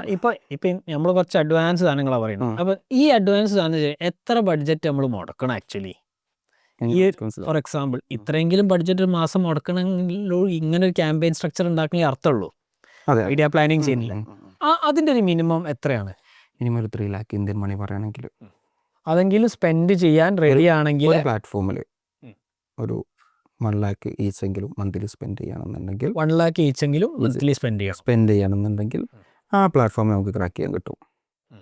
മനസ്സിലായോ? അപ്പോൾ ഇതൊന്ന് ഫിഗർ ഔട്ട് ചെയ്യാൻ എത്ര? ഇപ്പോൾ ഫോർ എക്സാമ്പിൾ നിങ്ങളൊരു പുതിയ മാർക്കറ്റിൽ ഒരു ഫാർമസി ബിസിനസ് 7,000+ SKUs ഉണ്ട്. അങ്ങനെയാണെങ്കിൽ ഇതൊന്ന് ശരിക്കും അനലൈസ് ചെയ്തൊന്ന് ശരിക്കും അതിൻ്റെ റിസൾട്ട്സ് ഒന്നൊന്ന് പ്രോഫിറ്റബിൾ ആക്കി എടുക്കാൻ എത്ര ടൈം പീരീഡ് വേണ്ടി വരും? ഒരു 1 to 3 lakhs ബഡ്ജറ്റ്. ഇത് completely based on resource funding. നമ്മൾ യൂസ് ചെയ്യുന്ന റിസോഴ്സിലേക്ക് എത്ര ഫണ്ട് ചെയ്യുന്നു എന്നുള്ളത് ബന്ധപ്പെട്ടിട്ടാണ്. ഓക്കെ, ഫോർ എക്സാമ്പിൾ പറയുകയാണെങ്കിൽ നമ്മൾ കോമ്പറ്റീറ്റർ റിസർച്ച് നടത്താം. നമ്മൾ സിമിലർ വെബിൻ്റെ ഫ്രീ വെർഷൻ വെച്ചിട്ടാണ് ഇത് നടത്തുന്നത്. കിട്ടുന്ന ഡാറ്റ വേറെയാണ്. പെയ്ഡ് വെർഷനാണ് എടുക്കുന്നത്, കുട്ടിക്കോ കിട്ടുന്ന ഡാറ്റ വേറെയാണ്. അത് എൻറ്റയർലി ഡിഫറെൻ്റ് ആണ്. സോ ഇവിടെ നടക്കുന്ന സംഭവം എന്താ അറിയോ? ഒരു ടീം പെയ്ഡ് എടുക്കും, ഒരു ടീം ഫ്രീ എടുക്കും. ഫ്രീ എടുത്തവർ ആ കിട്ടിയ സാധനം കൊണ്ട് അപകർഷണം കൊണ്ട് ചെയ്യും. പെയ്ഡ് കൊടുത്താൽ ഒറിജിനൽ ഡെലീഷ്യസ് ആയിട്ടുള്ള സാധനം കൊണ്ട് അവർ പോകും. ഇതിലാരാണ് ഏറ്റവും കൂടുതൽ അക്യുറേറ്റ് ആവാൻ ചാൻസ്? പെയ്ഡ് എടുത്തവരാണ്. പക്ഷേ ഒരു മാർക്കറ്റിംഗ് ഏജൻസിക്കാണെങ്കിൽ ഒരു പക്ഷേ അവർക്ക് ഈ ടൂളുകളൊക്കെ ഉണ്ടായിരിക്കാം. മാർക്കറ്റിംഗ് ഏജൻസിൻ്റെ പ്രാധാന്യം അവിടെ വരുന്നത് എന്താണെന്ന് വെച്ചാൽ അവർക്ക് ഈ ടൂൾസ് നിലവിൽ എല്ലാ ക്ലയൻസിനും യൂസ് ചെയ്യുന്നുണ്ടാവും. ഒരു ഇൻഹൗസിൽ സ്വന്തം എംപ്ലോയീസിനെ വെച്ചിട്ട് ഒരു ഡിജിറ്റൽ മാർക്കറ്റിംഗ് ക്യാമ്പയിൻ നടത്തുന്ന ഒരു കമ്പനി എംപ്ലോയി പറയണം ഈ ടൂള് പർച്ചേസ് ചെയ്യണം. എത്ര ബിസിനസ്സുകാർ അത് സമ്മതിക്കും? അല്ല, അതൊക്കെ ഓടി നിങ്ങൾക്ക് ഫുൾ അതോറിറ്റി തന്നിരിക്കും. ഫുൾ ഫ്രീഡം കിട്ടുകയാണെന്നുണ്ടെങ്കിൽ ജസ്റ്റ് ഒരു എത്ര കാശ് ഇടണം, എത്ര മാസത്തേക്ക് ഇടണം എന്നില്ലാണ് ചോദ്യം ചെയ്യുന്നതാണ്. Normally in my experience pharmacy കൂട്ടിക്കോളി പറഞ്ഞു. ഫാർമസിയുടെ നമുക്ക് മനസ്സിലാവുന്നുണ്ടെങ്കിൽ നമുക്കൊരു ഇന്ത്യൻ മണിയിൽ പറയണോ അതോ ദിറംസിൽ പറയണോ?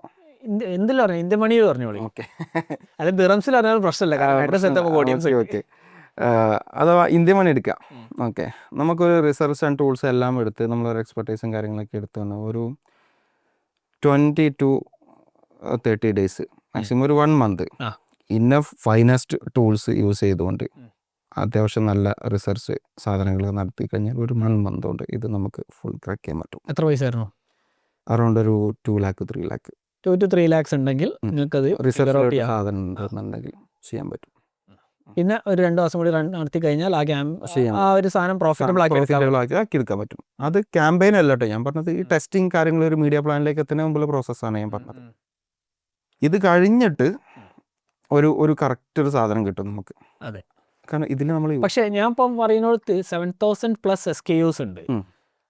അപ്പോൾ അതിൻ്റെ അകത്ത് ഈ 7,000+ ചെയ്യാൻ പോകണില്ല. പക്ഷേ നമ്മളവിടെ വിന്നിങ് സാധനങ്ങൾ ഫസ്റ്റ് എടുക്കും, ഐഡന്റിഫൈ ചെയ്യും. ഈ ബിസിനസ്സിന് ഏറ്റവും കൂടുതൽ മാത്രമേ വർക്ക് ചെയ്യുള്ളൂ. അത് മാത്രമേ വർക്ക് ചെയ്യുള്ളൂ. ഇത് ഈ ബിസിനസ്സിന് പൈസ കൊണ്ടുവരാൻ സഹായിക്കുന്ന പ്രോഡക്ട്സ് ഏതാണ്, അവിടെ നമ്മൾ മാക്സിമം ഡാറ്റാ സയൻസും കാര്യങ്ങളൊക്കെ വെച്ചിട്ട് യൂസ് ചെയ്യാം. റിസർച്ചുകൾ നടത്താം, പാറ്റേൺസ് പഠിക്കുക, ഏത് പ്രോഡക്റ്റ് ഏത് സീസണിലാണ് സെല് ചെയ്തിട്ടുള്ളത്, അത് എപ്പോഴാണ് സെല് ചെയ്തിട്ടുള്ളത്, ഏത് ഏരിയയിലോട്ടാണ് ഏറ്റവും കൂടുതൽ ഡെലിവറി പോയിട്ടുള്ളത്, അങ്ങനെ ഡെലിവറി പോകാൻ കാരണം എന്താണ്, അവിടെ കാറ്റ് വന്നോ മഴ വന്നോ, അവിടെ നമ്മൾ ബയോളജി പഠിക്കണം, ജിയോഗ്രഫി നോക്കേണ്ടി വരും, ഫിസിക്സ് പഠിക്കേണ്ടി വരും, ട്രാഫിക് വരെ പഠിക്കേണ്ടി വരും. മീൻസ് ഒരു ഏരിയയിൽ കണ്ടിന്യൂസ്ലി ട്രാഫിക് ഉണ്ടാകുന്ന ഒരു ഏരിയ ആണെന്നുണ്ടെങ്കിൽ അവിടെ ഉണ്ടാകുന്ന ബുദ്ധിമുട്ടുകൾ എന്തൊക്കെയാണ്, അവിടെയുള്ള ബിസിനസ് പൊട്ടൻഷ്യൽ എന്തൊക്കെയാണ്, അവിടെയുള്ളവർ അനുഭവിക്കുന്ന കാര്യങ്ങൾ എന്തൊക്കെയാണ്, ഇതുണ്ടാകും സ്വാഭാവികമായിട്ടും. ഇപ്പോൾ നമ്മുടെ ഷാർജയിൽ നമ്മുടെ JNP എന്ന് പറയും, വണ്ടിയുടെ കാര്യങ്ങളൊക്കെ ഉള്ള ഒരു ഏരിയയാണ് JNP. എല്ലാവർക്കും അറിയാം, കമ്പ്യൂട്ടർ ഇങ്ങനെയുള്ള എല്ലാ വർക്ക്ഷോപ്പിൻ്റെ ഏരിയ. കൊട്ടയല്ലേ ഷാർജയിലൊരു കൊട്ടുണ്ട്, JNP എന്ന് പറയും നമ്മൾ. അതാണ് JNP, അത് ഏരിയൻ്റെ പേരാണ്, ഇൻഡസ്ട്രിയൽ ഏരിയ ആണ് കാര്യമാണ്. ഇത് ഒരു വണ്ടി ട്രാഫിക്കിൽ ഒരുപാട് നേരം നിൽക്കുമ്പോൾ ഉണ്ടാവാൻ ചാൻസ് ഉള്ള എല്ലാ കാര്യങ്ങളും ഒരു വണ്ടിക്ക് ഉണ്ടായി കഴിഞ്ഞാൽ ആ വണ്ടിക്ക് പിന്നീട് മാക്സിമം സഞ്ചരിക്കാവുന്ന ഒരു ദൂരത്തിൻ്റെ ഉള്ളിലാണ് ഈ ഏരിയ കിടക്കുന്നത്. അത് അറിഞ്ഞോ അറിയാതെ ഉണ്ടായി വന്നൊരു മാർക്കറ്റാണ്. മനസ്സിലായോ? ഒരു വണ്ടി ഇത്രയും നേരം ട്രാഫിക്കിൽ കിടക്കുമ്പോൾ അവിടെ വണ്ടിക്ക് ഉണ്ടാവുന്ന മാക്സിമം ക്ലച്ച് പ്രശ്നങ്ങളോ എന്തെങ്കിലും ഉണ്ടെങ്കിലും അത് ആ ട്രാഫിക്ക് കഴിഞ്ഞ് കഴിഞ്ഞാൽ പിന്നെ ആ വണ്ടിക്ക് ഏറ്റവും അടുത്ത് ഹാൾട്ട് ചെയ്യാൻ പറ്റുന്ന ഏരിയ ഏതാണോ ആ ഏരിയയിലാണ് ആ ബിസിനസ് ഡെവലപ്പ് ആകുന്നത്. ഇത് പണ്ട് സ്വാഭാവികമായിട്ട് വന്ന് ഒരു സംഭവമായിരുന്നു. ഇന്ന് ബിസിനസ്സുകൾ അത് പഠിക്കുന്നുണ്ട്, ഡാറ്റ എടുക്കുന്നുണ്ട്. ഈവൻ ഇപ്പോൾ ഒരു ലുലു പോലെ അല്ലെങ്കിൽ ഇങ്ങനെയുള്ള വലിയ സൂപ്പർ മാർക്കറ്റുകളിലൊക്കെ ഡാറ്റ എടുക്കുക. ഒരു ഷെൽഫ് ഡാറ്റ ഉണ്ട്. ഷെൽഫ് ഡാറ്റ എന്ന് പറഞ്ഞാൽ ഓരോ ഷെൽഫിലും സെൻസേഴ്സ് ഉണ്ട്. ഈ സെൻസേഴ്സ് പഠിക്കുന്നുണ്ട് ഒരു കസ്റ്റമർ എത്ര നേരം ഈ ഷെൽഫിൻ്റെ മുമ്പിൽ നിന്നു, ഏതാണ് എടുത്തിട്ടുള്ളത്, ഏത് പ്രോഡക്റ്റ്, എത്ര നേരം നിന്നിട്ട് ഏത് പ്രോഡക്റ്റാണ് എടുത്തിട്ടുള്ളത്, എത്ര പ്രോഡക്റ്റ് എടുത്തു നോക്കി അവിടെ തന്നെ വെച്ചു. ഇതിന് ഡാറ്റ കിട്ടും, പാറ്റേൺസ് കിട്ടും. എന്താണ് ഇപ്പോൾ വെറ്റ് പൊറോട്ട, മൈദ പൊറോട്ട ഒക്കെ ഉള്ള സ്ഥലത്ത് ഏറ്റവും കൂടുതൽ മൂവ് ചെയ്യുന്നത് വെറ്റ് പൊറോട്ടയാണെന്നുണ്ടെങ്കിൽ അവിടെ ഒരു ഡാറ്റ കിട്ടും. അതെ, ഹെൽത്ത് കോൺഷ്യസ് ആയിട്ടുള്ള ആളുകളാണ് ഈ ഷോപ്പിൽ കൂടുതലും വരുന്നത്. അത് അയാളുടെ ഒരു പ്രൊഡക്റ്റിൻ്റെ സെലക്ഷൻ മാത്രമാണ്. ഇങ്ങനെ മൾട്ടിപ്പിൾ സെലക്ഷൻസ് പഠിച്ചു കഴിഞ്ഞാൽ പാറ്റേൺസ് കിട്ടും. സോ ഈ ബിസിനസ്സിൻ്റെ ടോട്ടൽ ഓഡിയൻസിൻ്റെ ബിഹേവിയർ എന്താണ്, കിട്ടിയോ?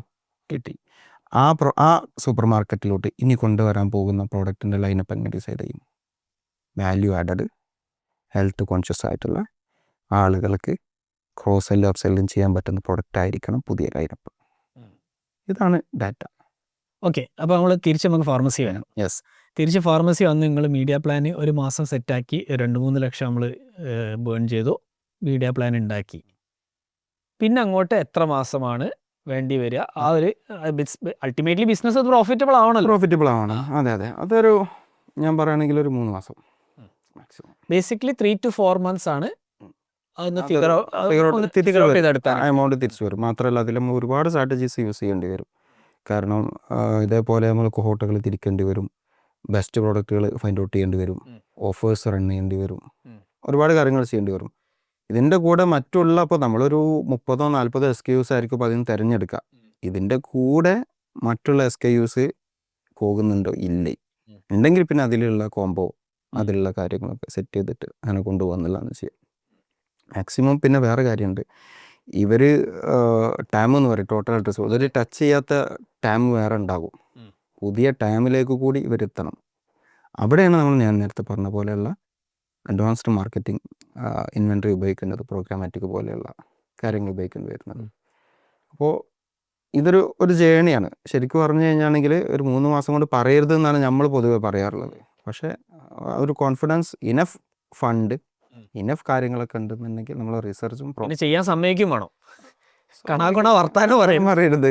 ഇപ്പോൾ എനിക്കൊരു ഓപ്ഷൻ ഉണ്ട്. ഞാൻ നേരത്തെ പറഞ്ഞ അതിൽ ഒരു കിച്ചൺ കട്ടർ, വെജിറ്റബിൾ കട്ടർ നല്ല രീതിയിൽ കയറി ഭയങ്കര പെട്ടെന്ന് സ്റ്റോക്ക് ഔട്ടായി. അത്രയും ബജറ്റ് ഫണ്ട് ഇതായി. കാരണം അവർക്ക് കംപ്ലീറ്റ്ലി ഓഡിയൻസിനെ പിടിക്കാൻ പറ്റിയൊരു സൂപ്പർ പ്രൊഡക്റ്റ് ആയിരുന്നു. അതിപ്പോൾ മാർക്കറ്റിലും സാധനമല്ല. അപ്പം അതും കൂടി ഒന്ന് നോക്കിയിട്ട് ചെയ്യുക എന്നുള്ള ബിസിനസ് ഓണേഴ്സ് ചെയ്യേണ്ട കുറേ കാര്യങ്ങളുണ്ട്. അത് അപ്പം മെച്ചപ്പെട്ട ടൂൾസ് ഉപയോഗിക്കാൻ അനുവദിക്കുക. അതുപോലെ തന്നെ ഇപ്പോൾ കസ്റ്റമർ സംബന്ധിച്ചിടത്തോളം EMI കാര്യങ്ങൾ ചെയ്യാൻ അനുവദിക്കുക. ഇതൊക്കെ പലരുടെയും എത്തിക്സിനെതിരാണ്. പല ബിസിനസ്സുകാരും EMI എന്ന് വേണ്ട, അത് വേറെ അങ്ങനെയാണ് ഇങ്ങനെയാണെന്ന് പറഞ്ഞിട്ട് അങ്ങനെ കുറേ സംഭവങ്ങളുണ്ട്. അങ്ങനെ ഇപ്പോൾ ഫോർ എക്സാമ്പിൾ പറയുകയാണെങ്കിൽ UAE ഒരു മാർക്കറ്റ് പ്ലേസ് ഉണ്ട്, എന്താ എൻ്റെ പേര്, ടൂൾസുമായി ബന്ധപ്പെട്ട സംഭവം. അപ്പോൾ അവിടെ അവരുടെ പെർസെൻറ്റേജാണ് 25%. GP ഇതിൻ്റെ commission, sale commission. Okay, Amazon 15% ആണ്, ഇവർക്ക് 25%. പക്ഷെ ഒരു കാര്യം എന്താണെന്ന് അറിയോ, ഈ പ്ലാറ്റ്ഫോമിൽ ഒരാൾ വന്നിട്ടുണ്ടെങ്കിൽ ഒരു പ്രൊഡക്റ്റ് നോക്കിയിട്ടുണ്ടെങ്കിൽ ആ പ്രൊഡക്റ്റ് വാങ്ങിയിരിക്കും. അതിന് കാരണം എന്താ പറയുക, ആ പ്ലാറ്റ്ഫോമിൽ ഒരു കാറ്റഗറിയിൽ ഒരു സെല്ലറേ ഉള്ളൂ. ഒരു സെല്ലറേ ഉള്ളൂ. ആ കാറ്റഗറിയിൽ ഒരുപാട് ഓപ്ഷൻസ് ഇല്ല. മനസ്സിലായി? അപ്പോൾ ഒരു സിലിക്കോൺ ആണെന്നുണ്ടെങ്കിൽ ആ സിലിക്കോൺ മാത്രമേ ഉള്ളൂ, വേറെ സിലിക്കോൺ ഇല്ല. അപ്പോൾ ആമസോണിലെ പോലെ ഡൈവേർട്ട് ചെയ്ത് പോകില്ല.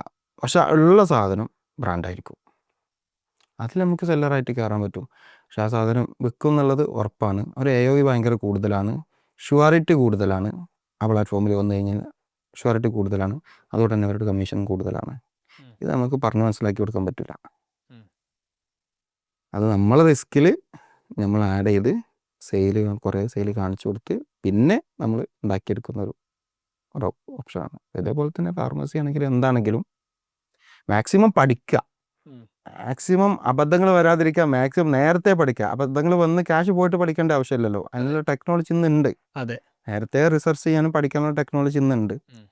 എല്ലാം നമ്മൾ കാണുന്നുണ്ട്, ഒരുപാട് തകർച്ചകൾ നമ്മൾ കണ്ണു മുമ്പിൽ കാണുന്നുണ്ട്. അത് പൊട്ടി, ഇത് പൊട്ടി, ഇപ്പോൾ അങ്ങനെ കുറേ ബിസിനസ്സുകൾ നമ്മൾ മുമ്പിൽ പൊട്ടിയല്ലോ. ഇപ്പോൾ ടെക്കിൽ കുറേ സാധനങ്ങൾ പൊട്ടുന്നുണ്ട്, കുറേ ഇൻഡസ്ട്രിയിൽ പൊട്ടുന്നുണ്ട്. ഇത് മുമ്പ് ഈ ഇൻഫർമേഷൻസ് ഇല്ല നമുക്ക്. ഇപ്പം നമ്മൾ ഇൻഫർമേഷൻസ് ഉണ്ട്, അത് വെച്ച് നമ്മൾ എന്ത് ചെയ്യുന്നു, ബെറ്റർ ഡിസിഷൻസ് എടുക്കുന്നു, ഡാറ്റ ഡ്രിവൺ ഡിസിഷൻസ് എടുക്കുന്നു. ഡാറ്റയെ മാക്സിമം യൂട്ടിലൈസ് ചെയ്ത് പാറ്റേൺസ് പഠിച്ച് വരാൻ പോകുന്ന പണികൾ നേരത്തെ കണ്ട് മാറിപ്പോകുന്നു. ഇത് തന്നെയാണ് ബിസിനസ്സിലാണെങ്കിലും മാർക്കറ്റിങ്ങിലാണെങ്കിലും ഒക്കെ ചെയ്യാനുള്ളത്. അതെ, ഞാൻ ഇപ്പം മനസ്സിലാക്കുന്നത് ചുമ്മാ കൺവേർഷൻ ആഡ്സ് റൺ ചെയ്താൽ പോരാ. Full fledged funnel for this. നമ്മളൊരു ബിസിനസ്സുകാരനെ പോലെ ചിന്തിക്കണം, അതേ നടക്കുള്ളൂ. ഇത് പറയുമ്പോൾ ഈ പ്രോഗ്രാമാറ്റിക് അഡ്വർടൈസിങ് പലപ്പോഴും കേൾക്കലുണ്ട്. എനിക്ക് ഒന്നും അറിയില്ല, എന്താ സംഭവം? പ്രോഗ്രാമാറ്റിക് മാർക്കറ്റിംഗ് എന്ന് പറഞ്ഞു കഴിഞ്ഞാൽ അതിൻ്റെ അതിൻ്റെ ഒക്കെ പോഡ്കാസ്റ്റ് ചെയ്തിട്ടുണ്ട് കേട്ടോ. ഡീറ്റെയിൽ ആയിട്ട് പറയേണ്ട വിഷയം അതുകൊണ്ടാണ് പറഞ്ഞത്. എൻ്റെ ചാനലിലുണ്ട് സാധനങ്ങൾ. അപ്പോൾ ഈ പ്രോഗ്രാമാറ്റിക് ആഡ്സ് എന്ന് പറഞ്ഞു കഴിഞ്ഞാൽ world garden, open internet, 2 concept ഉണ്ട്. വേൾഡ് ഗാർഡൻ എന്ന് പറഞ്ഞാൽ ഫേസ്ബുക്ക് പോലെയുള്ള ചെറിയ ചുറ്റുമതിലുള്ള, മലയാളത്തിൽ പറയാൻ മനസ്സിലാകാൻ വേണ്ടിയിട്ടാണ്, അർത്ഥത്തിലൊന്നും അല്ലാതെ പറയുന്നത്, എന്നാലും ചെറിയ മുറ്റം ചുറ്റുമുള്ള പ്ലാറ്റ്ഫോമുകൾ, ലിങ്ക്ഡിൻ തുടങ്ങിയിട്ടുള്ള ഇതിനെയാണ് ഫേസ്ബുക്ക് വേൾഡ് ഗാർഡനാണ്. അവർ അതിൻ്റെ ഉള്ളിലുള്ള ആൾക്കാരെ കാണിക്കാൻ അവർക്ക് പറ്റുള്ളൂ. നമ്മളെ വീട്ടിലുള്ളവർക്ക് നമുക്ക് സംസാരിക്കാൻ പറ്റുള്ളൂ എന്ന് പറഞ്ഞ പോലെയുള്ള സംഭവമാണ്. ഓപ്പൺ ഇൻ്റർനെറ്റ് എന്ന് പറഞ്ഞു കഴിഞ്ഞാൽ പരന്ന് കിടക്കുന്ന ആഡ് ഇൻവെൻട്രിയാണ്. അത് ഇതിൻ്റെ അപ്പുറത്തേക്കുള്ള സംഭവമാണ്. ഓക്കെ, നമ്മൾ എൻ്റെ എല്ലാ ക്ലാസ്സിലും ഞാൻ പറയുന്നതാണ്, റിപ്പീറ്റ് ചെയ്യേണ്ട വെച്ചിട്ടാണ്. അപ്പോൾ നമ്മളൊരു പുഴ, ഒരു കുളം, ഒരു പുഴ, ഒരു കടൽ. ഓക്കെ, ഇതിൽ കുളം എന്ന് പറഞ്ഞാൽ നമുക്കിപ്പോൾ വാട്സപ്പ് കമ്മ്യൂണിറ്റി അല്ലെങ്കിൽ വാട്സപ്പിനെ പറയാം, എക്സ്ട്രീംലി ഇൻക്ലൂഡഡ് ആണ് സാധനം. പുഴ എന്ന് പറയുമ്പോൾ ഒഴുകുന്നുണ്ട്, കുറച്ച് റിസോഴ്സൊക്കെ അതിലുണ്ട്, എന്നാലും ഇവിടുന്ന് വരുന്ന റിസോഴ്സാണ് അത്. എൻ്റെ എന്നത് മറ്റേ സ്ഥലത്താണ്. ഇതിൽ ഒരു പരിധി വരെ ഒരു ജനത്തിന് ജീവിച്ചു പോകാൻ പറ്റും. അതിൻ്റെ കരയിൽ നിന്നിട്ട് ഒരു മനുഷ്യരാശിക്ക് ശരാശരി നമ്മൾ കാര്യങ്ങളൊക്കെ അങ്ങനെ വന്നിട്ടുള്ള സംഭവമാണ്. ഇതിനെ നമുക്ക് വേൾഡ് ഗാർഡൻ എന്ന് വിളിക്കാം. ഫേസ്ബുക്ക്, ലിങ്ക്ഡിനൊക്കെ ഓരോ പുഴകളായിട്ട് കണ്ടാൽ മതി. ഓക്കെ, ഈ പുഴകളുടെ ഒക്കെ മേലൊരു കടലുണ്ട്. ആഡ്സ് കാണിക്കാൻ ഉള്ള ഇൻവെൻട്രികളുടെ വലിയൊരു കടൽ. ആ കടലിലോട്ട് പോകാൻ നമ്മുടെ ഈ തോണിയോ വഞ്ചിയോ മതിയാവില്ല, ഈ ഫേസ്ബുക്കോ ഇതൊന്നും മതിയാവില്ല. അവിടെ പോകണമെന്നുണ്ടെങ്കിൽ വലിയ ബോട്ടുകളും വലിയ ഷിപ്പുകളും വേണമെന്നും അറിയില്ല നമ്മൾ. അതേപോലെ പ്രോഗ്രാമാറ്റിക് എന്നുള്ളൊരു ടെക്നോളജിയാണ് അവിടെ യൂസ് ചെയ്യുന്നത്. Exactly media buying. Media buying എന്ന് പറഞ്ഞു കഴിഞ്ഞാൽ, ഇനി അത് ശരിക്കും പറഞ്ഞാൽ മീഡിയ ബൈയിങ് എന്ന് പറഞ്ഞാൽ നിങ്ങൾക്ക് പഠിച്ചു ഇനി മീഡിയ ബൈയിങ് ആണ്. മീഡിയ ബൈയിങ് എന്ന് പറഞ്ഞു കഴിഞ്ഞാൽ നിങ്ങളടുത്തൊരു വെബ്സൈറ്റ് ഉണ്ട്, പ്രാകൃത രൂപമായിട്ട് ഞാൻ പറയുന്നതിൻ്റെ എങ്ങനെയാണ് പ്രോഗ്രാമാറ്റിക് എത്തിയതെന്ന് പറയാം. നിങ്ങളടുത്തൊരു വെബ്സൈറ്റ് ഉണ്ട്, ഡെയിലി 500-10,000 ആൾക്കാർ കയറുന്നുണ്ട്. അത് നിങ്ങളുടെ സ്റ്റോറിലെ വാക്കിങ്സ് പോലെയുള്ള ഒരു സംഭവമാണ്. സ്റ്റോറിൽ അങ്ങനെയല്ല, എൻ്റെ സ്റ്റോറിൽ ഇത്ര ആൾക്കാർ വരുന്നുണ്ട്, നിങ്ങൾ സാധനങ്ങൾ കൊണ്ടുവന്ന് വെച്ചോളൂ, എനിക്ക് വാടക തന്നോളൂ, നിങ്ങൾ സാധനങ്ങൾ വെക്കുക, അതാണ് സ്റ്റോറിൽ നടക്കുന്നത്. ഇതേപോലെ വെബ്സൈറ്റിൽ നമ്മൾ ഒരുപാട് വാക്കിങ്സ് നടക്കുന്നുണ്ട്. എനിക്ക് ആഡ് ചെയ്യണം, എൻ്റെ ആഡിന് എക്സാക്റ്റ് ഓഡിയൻസ് വരുന്ന വെബ്സൈറ്റാണ് നിങ്ങളത്. ഇപ്പോൾ ടൈംസ് ഓഫ് ഇന്ത്യ അല്ലെങ്കിൽ എന്തെങ്കിലും വെബ്സൈറ്റ്, ആ വെബ്സൈറ്റിൽ എൻ്റെ ആഡ് കാണിക്കണം. മുമ്പ് എന്താ ചെയ്തതെന്ന് വെച്ച് കഴിഞ്ഞാൽ, ഞാൻ നിങ്ങളെ പേഴ്സണലി കോൺടാക്ട് ചെയ്യുന്നു, മെയിൽ ചെയ്യുന്നു, ഒരു പ്രൈസ് ഉറപ്പിക്കുന്നു, നിങ്ങൾ പറയുന്നു ഓക്കെ ഒരു ഡെയിലി ഇത്ര ഇംപ്രഷൻസ് വരുന്നുണ്ട്, ഒരു വർഷത്തിൽ ഇത്ര വരുന്നെങ്കിൽ ഒരു മാസത്തിൽ ഇത്ര വരുന്നുണ്ട്, അവരെത്ര സമയം സ്പെൻഡ് ചെയ്യുന്നത് ഡാറ്റ ഉണ്ടാവും. അത് വെച്ചിട്ട് നിങ്ങളൊരു പ്രൈസ് പറയുന്നു, ഞാൻ കുറച്ചൊന്ന് നെഗോഷിയേറ്റ് ഒക്കെ ചെയ്ത് പ്രൈസിൽ ഉറപ്പിക്കുന്നു, മെയിൽ അങ്ങോട്ട് കൊണ്ട് കൈമാറുന്നു, എൻ്റെ ക്രിയേറ്റീവ്സ് നിങ്ങൾക്ക് തരുന്നു, നിങ്ങളെ ക്രിയേറ്റീവ്സ് വെബ്സൈറ്റിൽ പബ്ലിഷ് ചെയ്യും, ഇത്ര ദിവസം മുതൽ ഇത്ര ദിവസം മുതൽ. പരമ്പരാഗത മീഡിയ ബൈയിങ്. ഞാൻ ഡിജിറ്റൽ മാർക്കറ്റിംഗ് പഠിക്കുന്ന സമയത്തുള്ള മീഡിയ ബൈയിങ് അതാണ്. മീൻസ് എനിക്കറിയുന്ന മീഡിയ ബൈയിങ് കേട്ടോ. അതെ. അങ്ങനെ ഈ സിസ്റ്റം ഉണ്ടല്ലോ, ഇതിപ്പോൾ നിങ്ങൾ അങ്ങനെ ചെയ്തു, ഇങ്ങനെ തന്നെയാണ് നമ്മുടെ നാട്ടിലെ കച്ചവടങ്ങളൊക്കെ നടന്നത്. പിന്നെ എന്താണ് ആമസോണിൽ നടന്നത്? ആമസോൺ വന്നപ്പോൾ നടന്നത് ഈ സിസ്റ്റത്തെ ഓട്ടോമേറ്റ് ചെയ്തു ആമസോൺ. ഇതിനൊരു മാർക്കറ്റ് പ്ലേസ് ആക്കി മാറ്റി, നിങ്ങൾക്കും മറ്റുള്ളവർക്കും എല്ലാവർക്കും വന്ന് അവരുടെ സാധനങ്ങൾ ലിസ്റ്റ് ചെയ്യാം, ആർക്കും വന്ന് വിൽക്കാം. ഒരു പ്രോസസ്സ്, ആ പ്രോസസ്സ് നിങ്ങൾ ഫോളോ ചെയ്യുക. ഇവർക്ക് വെൻഡേഴ്സിന് വെൻഡർ പ്രോസസ്സ്, ബയേഴ്സിന് ബയർ പ്രോസസ്സ് അല്ലേ. നമ്മൾ അക്കൗണ്ട് ഉണ്ടാക്കണം, കാർഡ് ആഡ് ചെയ്യണം, ഡീറ്റെയിൽസ് അടിക്കണം, പർച്ചേസ് ചെയ്യണം. സെല്ലർ ചെയ്യേണ്ടത് എന്താണ്? പ്രോഡക്റ്റ് ഫോട്ടോ എടുക്കണം, ലിസ്റ്റ് ചെയ്യുന്ന കാര്യം. ഇതൊരു മാർക്കറ്റ് പ്ലേസ് ആണ്. ഇതേപോലെ മീഡിയ ബൈയിങ്ങിൻ്റെ ഒരു മാർക്കറ്റ് പ്ലേസ് ആണ് പ്രോഗ്രാമാറ്റിക് മാർക്കറ്റ്. ഓക്കെ, ഇതിൽ ഒരുപാട് വെൻഡേഴ്സ് ഉണ്ട്. ഈ വെൻഡേഴ്സിനെയാണ് നമ്മൾ ഇത് പറയാം ആരും, അഥവാ നിങ്ങൾക്ക് വെബ്സൈറ്റ് ഉണ്ട്, നിങ്ങൾ പബ്ലിഷറാണ്, നിങ്ങളെ പബ്ലിഷർ എന്നാണ് വിളിക്കുക. ഓക്കെ, നമ്മൾ അഡ്വർടൈസർ എന്നാണ് വിളിക്കുക. പബ്ലിഷേഴ്സിനെല്ലാം കൂടിയിട്ട് മാനേജ് ചെയ്യാൻ ഒരു എക്സ്ചേഞ്ച് ഉണ്ട്, അതിന് നമ്മൾ SSP എന്ന് പറയും. ഓക്കെ, സപ്ലൈ സൈഡ് പ്ലാറ്റ്ഫോംസ് എന്ന് പറയും. DSP എന്ന് പറഞ്ഞാൽ ഡിമാൻഡ് സൈഡ് പ്ലാറ്റ്ഫോം എന്ന് പറഞ്ഞിട്ടാണ് രണ്ടാമത്തെ ഒരു തരം. അത് അഡ്വർടൈസിന് അപ്രോച്ച് ചെയ്യാനുള്ള സ്ഥലമാണ്. ഓക്കെ, ഇപ്പോൾ നമുക്കിപ്പോൾ ഗോൾഡിൻ്റെ സമയത്ത് ഗോൾഡ് നമ്മൾ വാങ്ങുമ്പോൾ നമുക്ക് അവസാനമായിട്ട് അപ്രോച്ച് ചെയ്യാനുള്ള ഒരു ഏരിയ ഏതാണ്? ജ്വല്ലറി. അതിനപ്പുറത്തേക്ക് നമുക്ക് ഗോൾഡ് വാങ്ങാൻ പറ്റില്ല, ഇല്ല.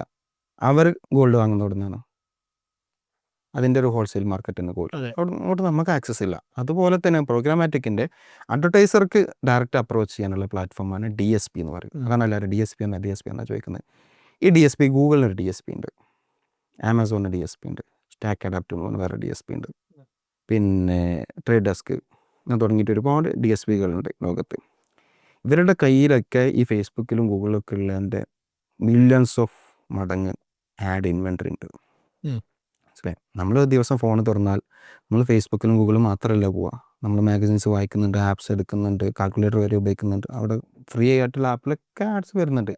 ഇതിൽ ഓൾമോസ്റ്റ് ആപ്പുകളും ഗൂഗിളിൻ്റെ ആഡ് എക്സ്ചേഞ്ചുമായി കരാറിലായിട്ടുണ്ടാവും. അവിടെ ആഡ്സ് പബ്ലിഷ് ചെയ്യുന്നത് ഗൂഗിളാണ്. മറ്റുള്ളവരോട് നമ്മളിൽ നിന്ന് പൈസ വാങ്ങിയിട്ട് അതിനൊരു കമ്മീഷൻ എടുത്തിട്ട് പൈസ ഈ പബ്ലിഷറിന് കൊടുക്കും, ഗൂഗിൾ ഈ ആപ്പിൻ്റെ ഓണർക്ക് കൊടുക്കും. അങ്ങനെയാണ് നമ്മൾ മോണിറ്റൈസ്, ആഡ്സെൻസ് വഴി നമ്മൾ പൈസ ഉണ്ടാക്കുന്നത് അങ്ങനെയാണ്. പക്ഷേ ഇത് മാത്രമല്ല കളി, ഇത് ചെറിയൊരു ഗ്രൗണ്ടാണ്. ഇതേപോലെ നൂറുകണക്കിന് എക്സ്ചേഞ്ചുകൾ ഗൂഗിൾ അല്ലാത്തത് ലോകത്തുണ്ട്.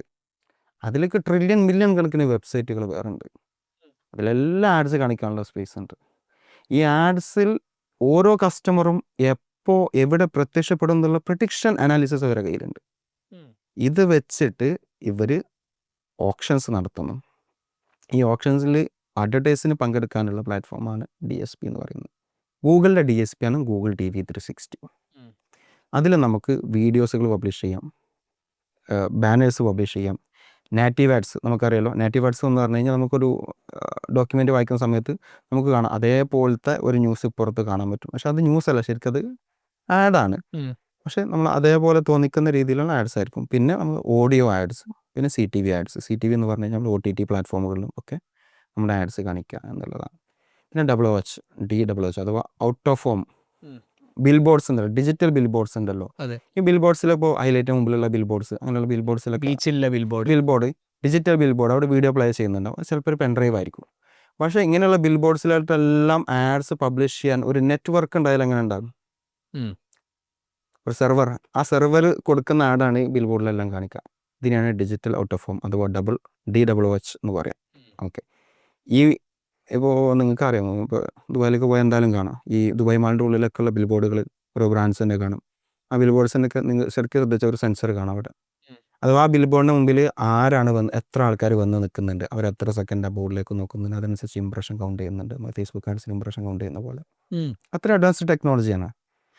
ആ ആഡിൻ്റെ ഏത് ഭാഗത്തേക്കാണ് അവർ നോക്കുന്നത്, അവർ ഫേസ് റീഡ് ചെയ്തിട്ട് അവർ ഹാപ്പിയാണോ ഈ ആഡിൽ, ഹാപ്പി അല്ലേ, എത്ര വാക്യൻസ് ഇതിൽ പോയി, അതിൽ എത്ര ആൾക്കാർ നോക്കി, പിന്നെ സക്സസ് റേറ്റ്, ഇങ്ങനെ വരെ പഠിക്കുന്നുണ്ട്. അപ്പോൾ ഇങ്ങനെയുള്ള add inventory, multiple add inventories ഉണ്ട്. നമ്മൾ എവിടെ പോയാലും നമ്മുടെ പിന്നാലെ ഈ ആഡ്സ് വരും, എവിടെ പോയാലും. അവർക്കറിയാം നമ്മൾ ഏത് സമയത്ത് ഏത് പ്ലാറ്റ്ഫോമിൽ കയറും, എന്ത് കണ്ടന്റിൽ സ്ക്രോൾ ചെയ്യും, അവിടെ അവർ വരും. അത്രയും ഡീറ്റെയിൽ ആയിട്ട് ട്രാക്കിംഗ് ഉള്ള, ഗ്രാനുലാർ ടാർഗറ്റിംഗ് ഉള്ള പ്ലാറ്റ്ഫോംസ് യൂസ് ചെയ്യാൻ വേണ്ടിയിട്ടുള്ള മാർക്കറ്റിംഗ് ടെക്നോളജിയാണ് പ്രോഗ്രാമാറ്റിക് മാർക്കറ്റിംഗ്. അതിലിപ്പോൾ നമ്മൾ നോർമലി എല്ലാവരും യൂസ് ചെയ്യുന്നത് ഗൂഗിളിൻ്റെ DV360 എന്ന പ്ലാറ്റ്ഫോമാണ്. അതല്ലാത്ത പ്ലാറ്റ്ഫോമും ഇപ്പോൾ സ്റ്റാക്ക് അഡാപ്റ്റ്, ട്രേഡ് ഡെസ്ക്. ഇനിയിപ്പോൾ ട്രേഡ് ഡെസ്കിൻ്റെ കാലമാണ്. ഗൂഗിളിന് വലിയൊരു ഭീഷണിയായിട്ട് വന്നുകൊണ്ടിരിക്കുകയാണ് ട്രേഡ് ഡെസ്ക് എന്നുള്ളൊരു TSP പ്ലാറ്റ്ഫോം. അത് വലിയൊരു സബ്ജക്റ്റാണ്, നമുക്കിവിടെ പറഞ്ഞാൽ തീരില്ല. അല്ലല്ലേ, ഏകദേശം ഞാൻ പറഞ്ഞു. അഥവാ ട്രേഡ് ഡെസ്ക് എന്ന് പറഞ്ഞു കഴിഞ്ഞാൽ ഇപ്പോൾ ഗൂഗിളിന് ഒരുപാട് ലീഗൽ വശങ്ങൾ ഇപ്പോൾ ഉണ്ട്. നമുക്ക് പിന്നെ കുക്കീസ് ട്രാക്ക് ചെയ്യാൻ പറ്റാത്ത കുറേ GDPR ലോസ്, CCPA ലോസ്, ഇതൊക്കെ കാരണം എന്താ? ഗൂഗിളിൽ വരുന്ന ഓഡിയൻസിനെ അല്ലെങ്കിൽ വിസിറ്റേഴ്സിനെ ട്രാക്ക് ചെയ്ത് അവരുടെ തേർഡ് പാർട്ടി ഡാറ്റ സൂക്ഷിക്കുന്നത് കൊണ്ടാണ്. അതെ അല്ലേ, നമ്മളിപ്പോൾ പിക്സൽ ട്രാക്കിങ് കാര്യങ്ങളൊക്കെ പറയുന്നത് ഡാറ്റ എത്ര കണ്ട് ഡാറ്റ സൂക്ഷിക്കാൻ പറ്റും എന്നുള്ളതിന് നിയമങ്ങളുണ്ട് ലോകത്ത്. ഡാറ്റ പ്രൈവസി റൂൾസ് നമ്മൾ നാളെ പറഞ്ഞിട്ട് ഏത് പോഡ്കാസ്റ്റിൽ നമ്മൾ പറഞ്ഞിട്ടുണ്ടായിരുന്നു. ഈ ഡാറ്റ പ്രൈവസി റൂൾസ് തേർഡ് പാർട്ടിക്കേ ഉള്ളൂ, ഫസ്റ്റ് പാർട്ടിക്കില്ല. അപ്പം നിങ്ങൾ ചോദിക്കുക എന്താണ് ഫസ്റ്റ് പാർട്ടി ഡാറ്റ? അഥവാ ഓരോ ബ്രാൻഡുകളും അവരുടെ സ്വന്തം വിസിറ്റേഴ്സിൻ്റെ അല്ലെങ്കിൽ സ്വന്തം യൂസേഴ്സിൻ്റെ ഡാറ്റ സൂക്ഷിക്കുന്ന ഒരു സിസ്റ്റം. ആ ഡാറ്റക്കാണ് നമ്മൾ ഫസ്റ്റ് പാർട്ടി ഡാറ്റ. ഓക്കെ, ഈ ഫസ്റ്റ് പാർട്ടി ഡാറ്റ മറ്റുള്ള കമ്പനീസിൽ നിന്ന് പർച്ചേസ് ചെയ്ത് ഈ ഡാറ്റകളുടെ ഡിവൈസ് ID ട്രാക്ക് ചെയ്ത് യൂണിഫൈഡ് ID, നമുക്കൊക്കെ ഓരോ യൂണിഫൈഡ് ID ഉണ്ട്. ഡിവൈസ് ID മാത്രമല്ല, പിക്സൽ ID മാത്രമല്ല, നമ്മൾ ഓരോ യൂസേഴ്സിനും ഒരു യൂണിഫൈഡ് ID മാർക്കറ്റിംഗ് ഇൻഡസ്ട്രിയിലുണ്ട്. അത് ഓരോ കമ്പനികളും കീപ്പ് ചെയ്യുന്നത് ഓരോരോ രീതിയിലാണ്. ചിലത് ഡിജിറ്റ്സ് വെച്ച് കീപ്പ് ചെയ്യും, പക്ഷേ ഇവർക്കൊക്കെ ഈ ഐഡികൾ അങ്ങോട്ട് കൊണ്ട് കൈമാറാൻ പറ്റും. ഒരു ഇലുമിനാറ്റി സിസ്റ്റം അതിൻ്റെ ഉള്ളിലുണ്ട്, മാർക്കറ്റിങ്ങിൻ്റെ ഉള്ളിലുണ്ട്. അപ്പോൾ ഈ യൂണിഫൈഡ് ID ട്രാക്ക് ചെയ്ത് അവർ ഡാറ്റ പർച്ചേസ് ചെയ്യും. വൈഡ് നമ്പർ ഓഫ് ഡാറ്റ അവർ പർച്ചേസ് ചെയ്യും മാർക്കറ്റിൽ നിന്ന്. ഓരോ ഇൻഡസ്ട്രി, ഈവൻ ഇപ്പോൾ ഗോൾഡ് ആണെങ്കിൽ ഇപ്പോൾ കേരളത്തിലെ ഒരു ഗോൾഡ് യൂസേഴ്സിൻ്റെ ഒരു സാധനം അവർക്ക് കിട്ടുന്നത് ഈവൻ അവർക്ക് മലബാർ ഗോൾഡിൽ നിന്ന് വരെ ഡാറ്റ എടുക്കാൻ പറ്റും. പർച്ചേസ് ചെയ്തിട്ട് നേരെ അവരുടെ DMP പ്ലാറ്റ്ഫോം ഉണ്ട്, ഡാറ്റ മാനേജ്മെൻറ്റ് പ്ലാറ്റ്ഫോം എന്ന് പറയും നമ്മൾ. അവരുടെ DMP പ്ലാറ്റ്ഫോമിലിട്ട് അത് ക്ലീൻ ചെയ്ത് നർച്ചർ ചെയ്ത് ആ ഡാറ്റയെ എപ്പോൾ ഓണാകും, എപ്പോൾ ഓഫ് ആകും, അതിൻ്റെ പ്രിയോറിറ്റി വെച്ച്, അതിൻ്റെ പർച്ചേസ് കപ്പാസിറ്റി വെച്ച്, ഇവരുടെ എത്തിനിസിറ്റി വെച്ച്, അവരുടെ കൺട്രി ലൊക്കേഷൻ വെച്ച് ഒക്കെ തരം തിരിച്ച് സെറ്റ് ചെയ്ത് ഷെൽഫ് ചെയ്ത് ഇങ്ങനെ വെച്ചിട്ടുണ്ടാവും. നമ്മൾ പോയിട്ട് എന്ത് ചെയ്താൽ മതി? എനിക്കൊരു കാർ കമ്പനിയാണ്, ഒരു ചെറിയൊരു കാറാണ്, വലിയ BM ഒന്നും വാങ്ങുന്നവരിൻ്റെ ആഡ് കാണണ്ട. ഓക്കെ, ഒരു ലോണൊക്കെ എടുത്ത് വാങ്ങാൻ താല്പര്യം കഴിയുന്ന ആൾക്കാരെയാണ് നമുക്ക് വേണ്ടത്. ഓക്കെ, അങ്ങനെ നമ്മൾ മാക്സിമം ഡാറ്റ അങ്ങനെ കൊടുക്കുന്നു, അതിന് പറ്റിയൊരു പ്രോപ്പർ ഓഡിയൻസിന് വരും എടുത്ത് തരുന്നു. ഈ ഓഡിയൻസ് ഉണ്ടല്ലോ, ഈ ഓഡിയൻസ് എവിടെ പോയാലും ഒരു മുമ്പിൽ ഈ ആഡ് വരും. ആഡ് ചില്ലറ ആഡല്ല, അത് അത്രയും ക്രാഫ്റ്റ് ചെയ്ത അവരുടെ നേരത്തെ പറഞ്ഞിട്ടുള്ള പോയിന്റ്സ് ഒക്കെ അഡ്രസ്സ് ചെയ്യുന്ന രീതിയിലുള്ള ആഡ്സ് മുമ്പിലോട്ട് പോകുന്നു. ഗ്രാനുലാർ ടാർഗറ്റിങ് ഇവർ ചെയ്യുന്നത്, ഗൂഗിളും ഫേസ്ബുക്കും ചെയ്യുന്നത് അവരുടെ പ്ലാറ്റ്ഫോമിലുള്ള ഡാറ്റ വെച്ച് അവർക്ക് അറിയുന്ന പോലെയൊക്കെ വിതറിയിട്ട് മാക്സിമം അവരെ കൊണ്ട് ചെയ്യാൻ പറ്റുന്ന രീതിയിൽ അവരുടെ പരിമിതിക്കുള്ളിൽ നിന്നും കൊണ്ടാണ് ആഡ്സ് കാണിക്കുന്നത്. അത് രണ്ട് കാര്യങ്ങൾ ഒത്തു വരണം. ഏതാണ് ഒത്തു വരേണ്ടത്?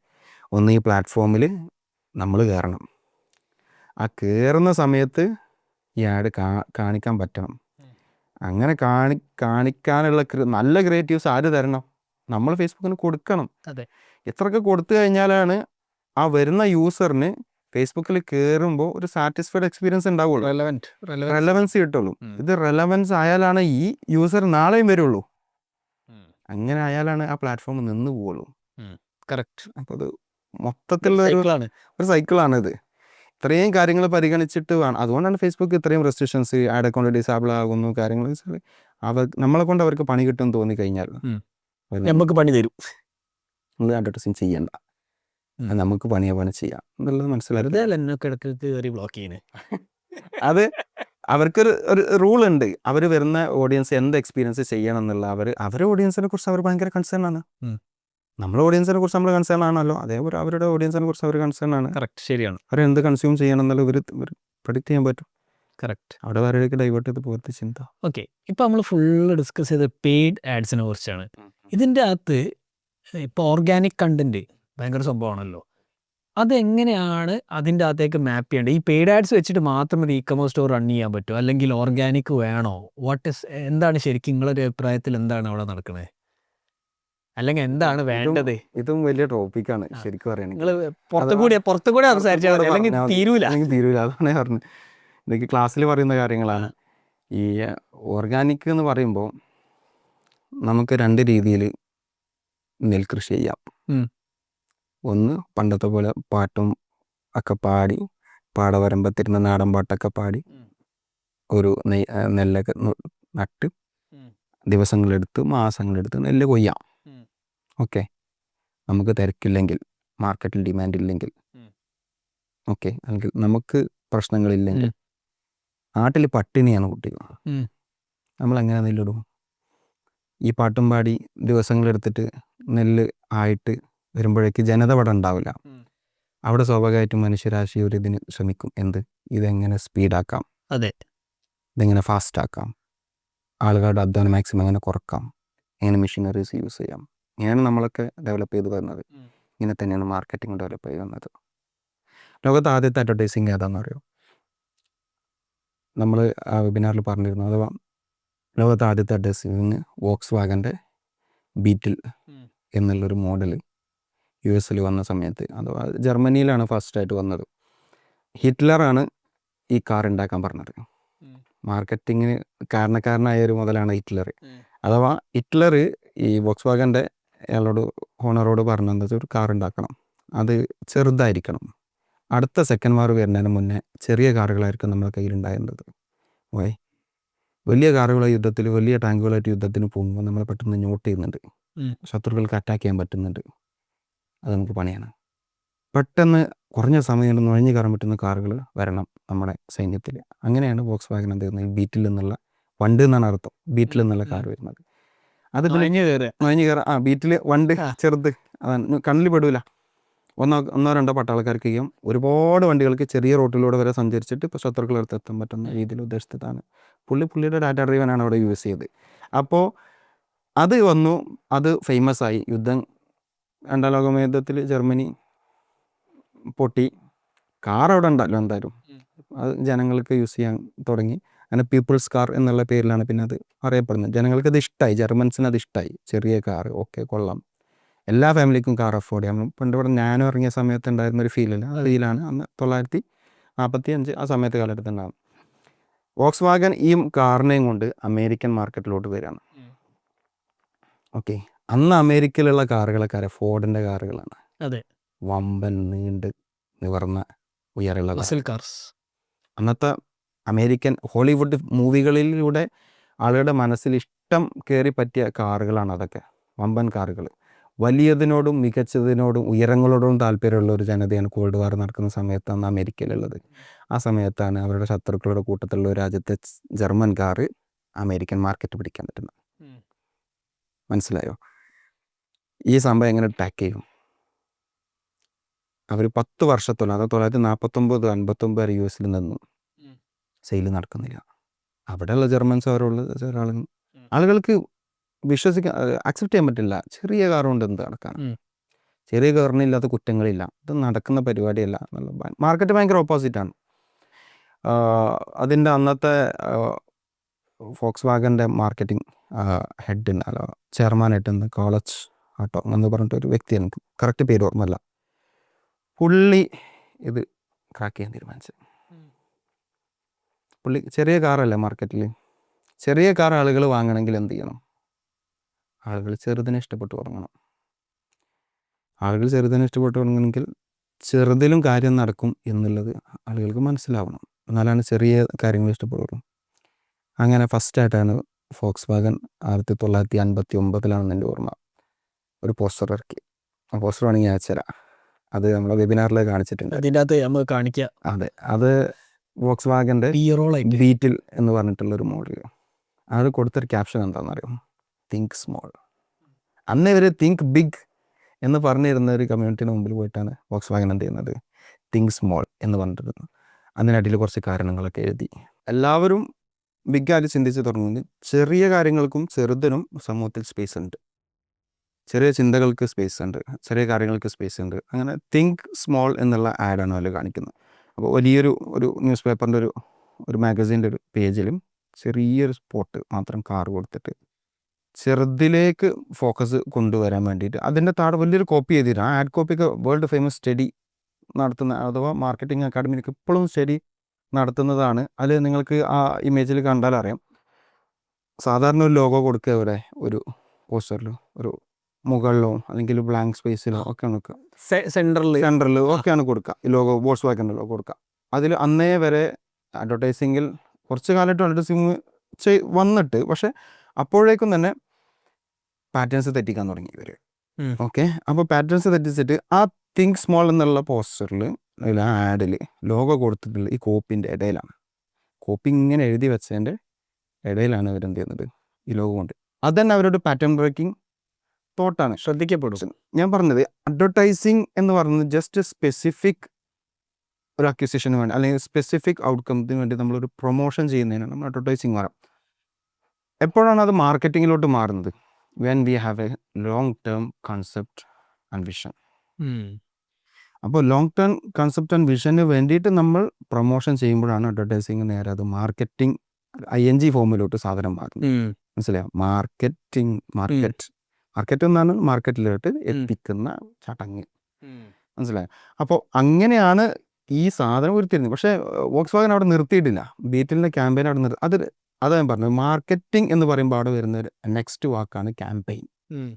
ഈ ക്യാമ്പയിൻ എന്നുള്ളത് ഫേസ്ബുക്കിൻ്റെ ആഡ് അക്കൗണ്ട് വന്നപ്പോൾ വന്നൊരു സാധനമല്ല, അത് മാർക്കറ്റിങ്ങിൻ്റെ പ്രിൻസിപ്പിളുള്ള സാധനമാണ് campaign. When you are doing a campaign of advertising, it's called marketing. So അങ്ങനെ അവർ നിർത്തിയില്ല, അവർ വീണ്ടും പോസ്റ്റേഴ്സ് ചെയ്തു. Second pain point. സോ ഞങ്ങൾ ചെറിയതായിട്ട് ചിന്തിക്കാം, ചെറിയ കാർ എടുക്കാം. Okay, but what is the benefit? So അവിടെ ഒരു ഡ്രൈവേഴ്സിന് അല്ലെങ്കിൽ ഒരു കാർ ഓണർ അന്നത്തെ കാലത്ത് ഏറ്റവും കൂടുതൽ അനുഭവിക്കുന്ന ഒരു പെയിൻ പോയിന്റാണ് കാർ പഞ്ചറാവുക എന്നുള്ളത്. അമേരിക്കൻ കാർ പഞ്ചറായി കഴിഞ്ഞാൽ ഒരു ഓണർ വിചാരിച്ചു കഴിഞ്ഞാൽ അതിലൊന്നും ചെയ്യാൻ പറ്റില്ല. ടെക്നീഷ്യൻസ് വരണം, വണ്ടി കൊണ്ടുപോകണം. ബീറ്റിൽ വഴിയിൽ നിന്ന് കഴിഞ്ഞാൽ അതിന് ഓണറിന് ഉന്തി കൊണ്ടുപോകാൻ പറ്റും. That was the second thing you can show. ഇതിനുള്ളിൽ കൈയിട്ടിട്ട് ഉന്തി കൊണ്ടുപോകാല. ആ ചെറിയ വണ്ടി ബാക്കിൽ നിന്ന് തള്ളുന്ന ഒരു ഇമേജ് ബീറ്റിൽ വെച്ചു. Even you are in stacking road, you can push it. വീണ്ടും വീണ്ടും വീണ്ടും ക്യാമ്പയിൻസ് ചെയ്തു. കൊക്കക്കോളയുടെ ബോട്ടിൽ, അതിനപ്പുറത്തൊരു ബീറ്റിൽ. കൊക്കക്കോളയും ബീറ്റിലും തമ്മിലുള്ള ഒരു കമ്പാരിസൺ, സൈസ് കമ്പാരിസൺ എത്ര ചെറുതാണ്, ആർക്കും അഫോർഡ് ചെയ്യാം. അന്നൊരു കൺസെപ്റ്റ് ഉണ്ടായിരുന്നു വെച്ച് കഴിഞ്ഞാൽ ഈ കാറ് ഉണ്ടാവുക എന്നുള്ളതാണ് അന്നത്തെ ഒരു ആഡംബരത്തിൻ്റെ സിമ്പിൾ എന്നുള്ളത്. സോ അടുത്ത ഇഷ്യൂണ് പ്രസ്റ്റീജ്. ഓക്കെ, സോ പ്രസ്റ്റീജ് അന്നത്തെ വലിയ കാറുകൾ. ഓക്കെ, അവരുടെ അമേരിക്കയിലെ ഹൗസിംഗ് റൂൾസ് അറിയാലോ, എല്ലാവർക്കും ഓൾമോസ്റ്റ് ഒരേ അളവിലുള്ള വീട് ഉണ്ടാക്കാൻ പറ്റും. അവിടെ അന്നത്തെ ഈ മസിൽ കാറുകൾ വന്നു നിന്നാൽ വീട് ചെറുതും കാറ് വലുതായിട്ട് തോന്നും. Utilise this scenario. അവർ വീണ്ടും ആഡ്സ് ഇറങ്ങി. രണ്ട് വീട് അടുത്തടുത്ത്, ഒരു വീട്ടിൽ ഫോർഡിൻ്റെ ഒരു വലിയ കാറ്, ഒരു വീട്ടിൽ ബീറ്റിൽ പാർക്ക് ചെയ്തിട്ടിരിക്കുന്ന വീട് ബീറ്റിൽ കാരണം വലിയ വീടായിട്ട് ഫീൽ ചെയ്യുന്നു. ആ പെയിൻ പോയിന്റ് എടുത്തിട്ട് വീണ്ടും ഒരു കോപ്പി ചെയ്തി. ഇങ്ങനെ കസ്റ്റമർ വരുന്ന എല്ലാം ഇപ്പോൾ അതിൻ്റെ ശേഷം വേറെ കോമ്പറ്റീറ്റർ ക്യാമ്പയിൻ്റെ ബാക്കിൽ വരുന്നുണ്ട്. അപ്പോൾ ബീറ്റിൽ ഈസ് നോട്ട് പെർഫെക്റ്റ് എന്നാൽ ലോകത്ത് ആദ്യമായി നോബഡി ഈസ് പെർഫെക്റ്റ് എന്നുള്ള ക്യാപ്ഷൻ വോക്സ് വാഗൻ്റെ ക്യാപ്ഷനാണ്. നമ്മളിപ്പോഴത് ഉപയോഗിക്കും, നോബഡി ഈസ് പെർഫെക്റ്റ്. അത് ഫോക്സ് വാഗനാണ് ആദ്യമായിട്ട് ലോകത്തിറക്കുന്നത്. Nobody is perfect. So Volkswagen perfect. നമ്മൾ ട്രൈ ചെയ്തുകൊണ്ടിരിക്കുകയാണ് പുതിയ അങ്ങനെയാണ് ആ American market Volkswagen capture ചെയ്യുന്നത്. ഞാൻ പറഞ്ഞു വരുന്നത്, ഇതിൽ ഓർഗാനിക് ഉണ്ടോ? ഓർഗാനിക് ഉണ്ട്. എന്നാൽ പെയ്ഡ് ഉണ്ടോ? പെയ്ഡ് ഉണ്ട്. അഥവാ ഇതിൽ ഓർഗാനിക് ഇതിൻ്റെ കോപ്പി, ഇതിൻ്റെ ആശയം കാര്യങ്ങളാണ്. അഥവാ പെട്ടെന്ന് നമുക്ക് ഒന്നും നേടണ്ട, സാവധാനം ആളുകളുടെ മനസ്സ് മാറ്റിയെടുക്കുക എന്നുള്ള, അല്ലെങ്കിൽ അവർക്ക് അന്നത്തെ പല സെലിബ്രിറ്റീസിനെയും യൂസ് ചെയ്യാം. പല രീതിയിലുള്ള മാർക്കറ്റിംഗ് വന്നിട്ടുണ്ട്. അവർ ആളുകളുടെ ചിന്താഗതിയെ മാറ്റിക്കൊണ്ടുവന്ന് അവരുടെ മാർക്കറ്റിൻ്റെ ടൈം കൂട്ടി എന്നിട്ട് കൺവേർട്ട് ചെയ്യും. എനിക്കിപ്പോൾ തോന്നുന്നതേ, ഒരു മാർക്കറ്റിങ്ങിൽ എന്തെങ്കിലും ശരിക്കും ഒരു കോഴ്സ് പഠിച്ചാലോ എന്ന് ഇപ്പോൾ ഒരു ആഗ്രഹം. കാരണം ഇതൊന്നും പഠിച്ചിട്ട് ചെയ്യുന്നതല്ല, അല്ലല്ല, അത് കംപ്ലീറ്റ് കുസ്തിയാണ്. അത് എന്താ പറയാന്ന് അറിയോ? People mind reading and manipulation. ഇത് ഏറ്റവും നന്നായിട്ട് ആർക്ക് ചെയ്യാനറിയോ? ആ കമ്പനി വിജയിക്കും, ആ മാർക്കറ്റർ വിജയിക്കും. മറ്റുള്ളവരെ ഷൂവിൽ നിന്ന് ചിന്തിക്കാനുള്ള സ്കില്ല് നമ്മൾ കൂട്ടിയെടുക്കുക എന്നുള്ളതാണ് ഒരു മാർക്കറ്റർക്ക് വേണ്ട ആദ്യത്തെ സ്കില്ല്. അത് എത്ര പെർഫെക്റ്റ് ആക്കി എനിക്ക് എടുക്കാൻ പറ്റും, എത്ര വേഗത്തിൽ ആലോചിച്ചെടുക്കാൻ പറ്റും, അത് പിന്നെ അദ്ദേഹത്തിൻ്റെ ഒരു പ്രാക്ടീസും അദ്ദേഹത്തിൻ്റെ ഒരു അറിവും റീഡിങ്ങും കാര്യങ്ങളും അനുസരിച്ചാണ്. അപ്പോൾ നിങ്ങളെങ്ങനെ ഇതൊക്കെ പഠിച്ചേ?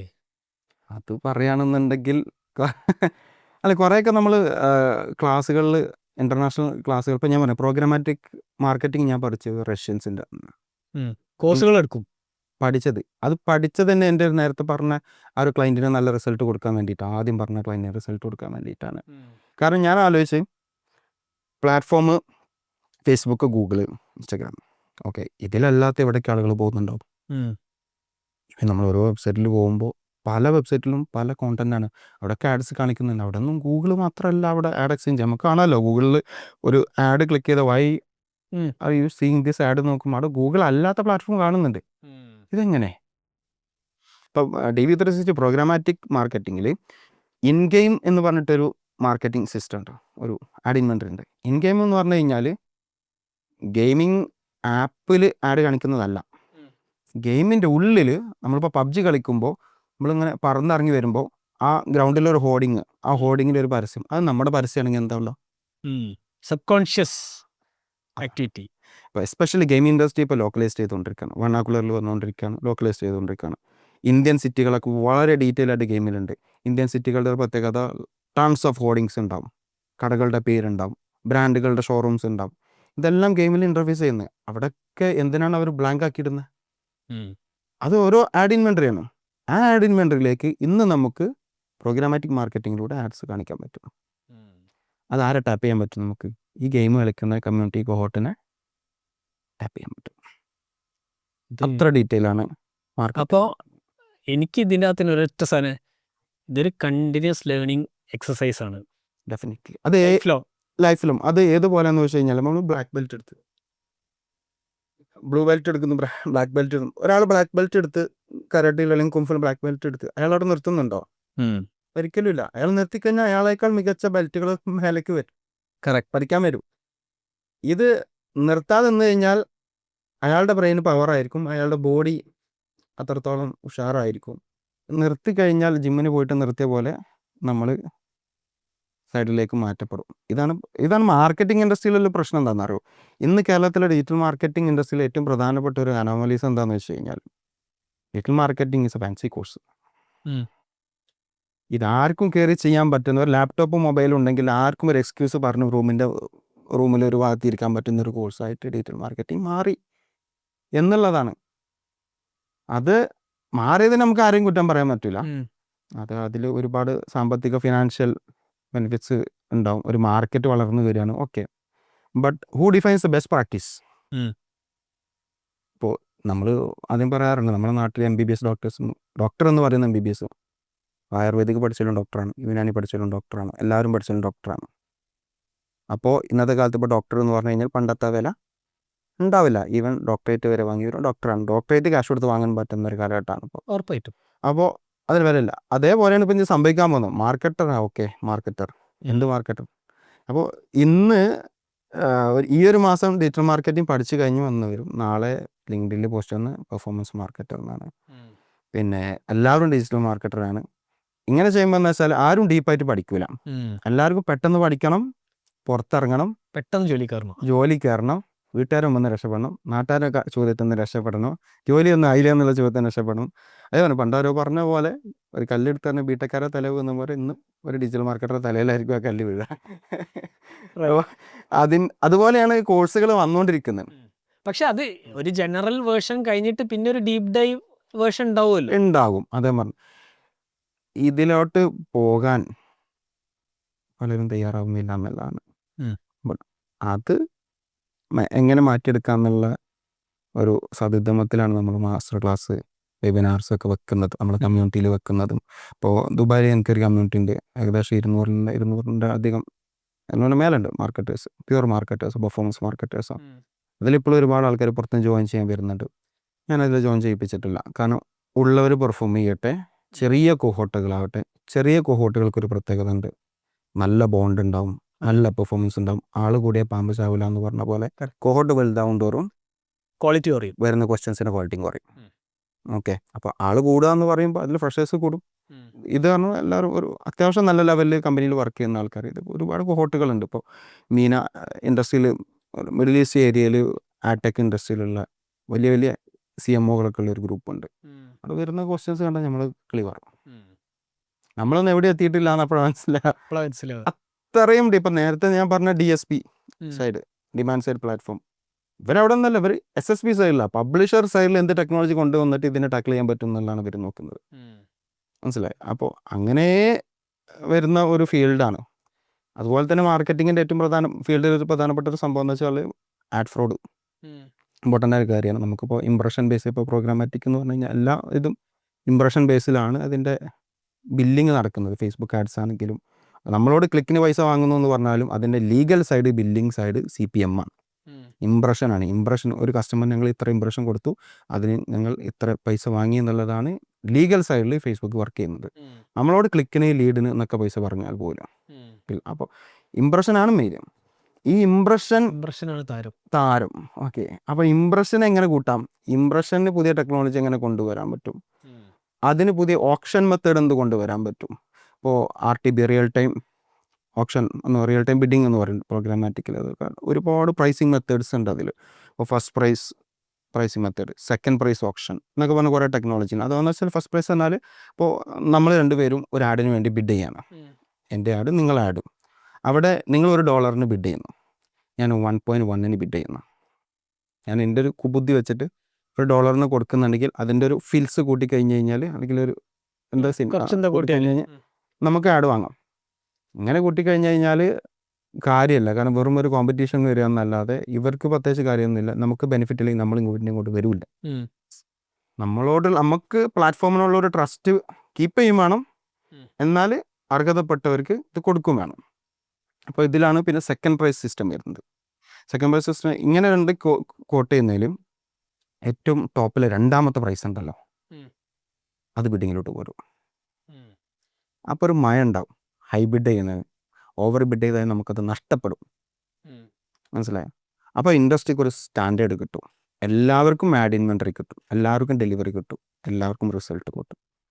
അടിപൊളി. എനിക്ക് പെർഫോമൻസ് മാർക്കറ്റിംഗിൽ ആവശ്യത്തിൽ കൂടുതലായി. എനിക്ക് ഒരാഴ്ച വേണം ഇത് പ്രോസസ്സ് ചെയ്യാൻ. പിന്നെ അപ്പോൾ ഒരു കാര്യം ചെയ്യാം, നമുക്ക് ഏതെങ്കിലും ഒരു പ്രൊജക്റ്റിൽ ഒരുമിച്ച് വർക്ക് ചെയ്യാം. അപ്പോൾ എന്ത് സംഭവിക്കും, നിങ്ങളെ കൊണ്ട് എനിക്ക് പണിയെടുപ്പിക്കുകയും ചെയ്യാം, കൂട്ടത്തിൽ എനിക്ക് പഠിക്കുകയും ചെയ്യാം.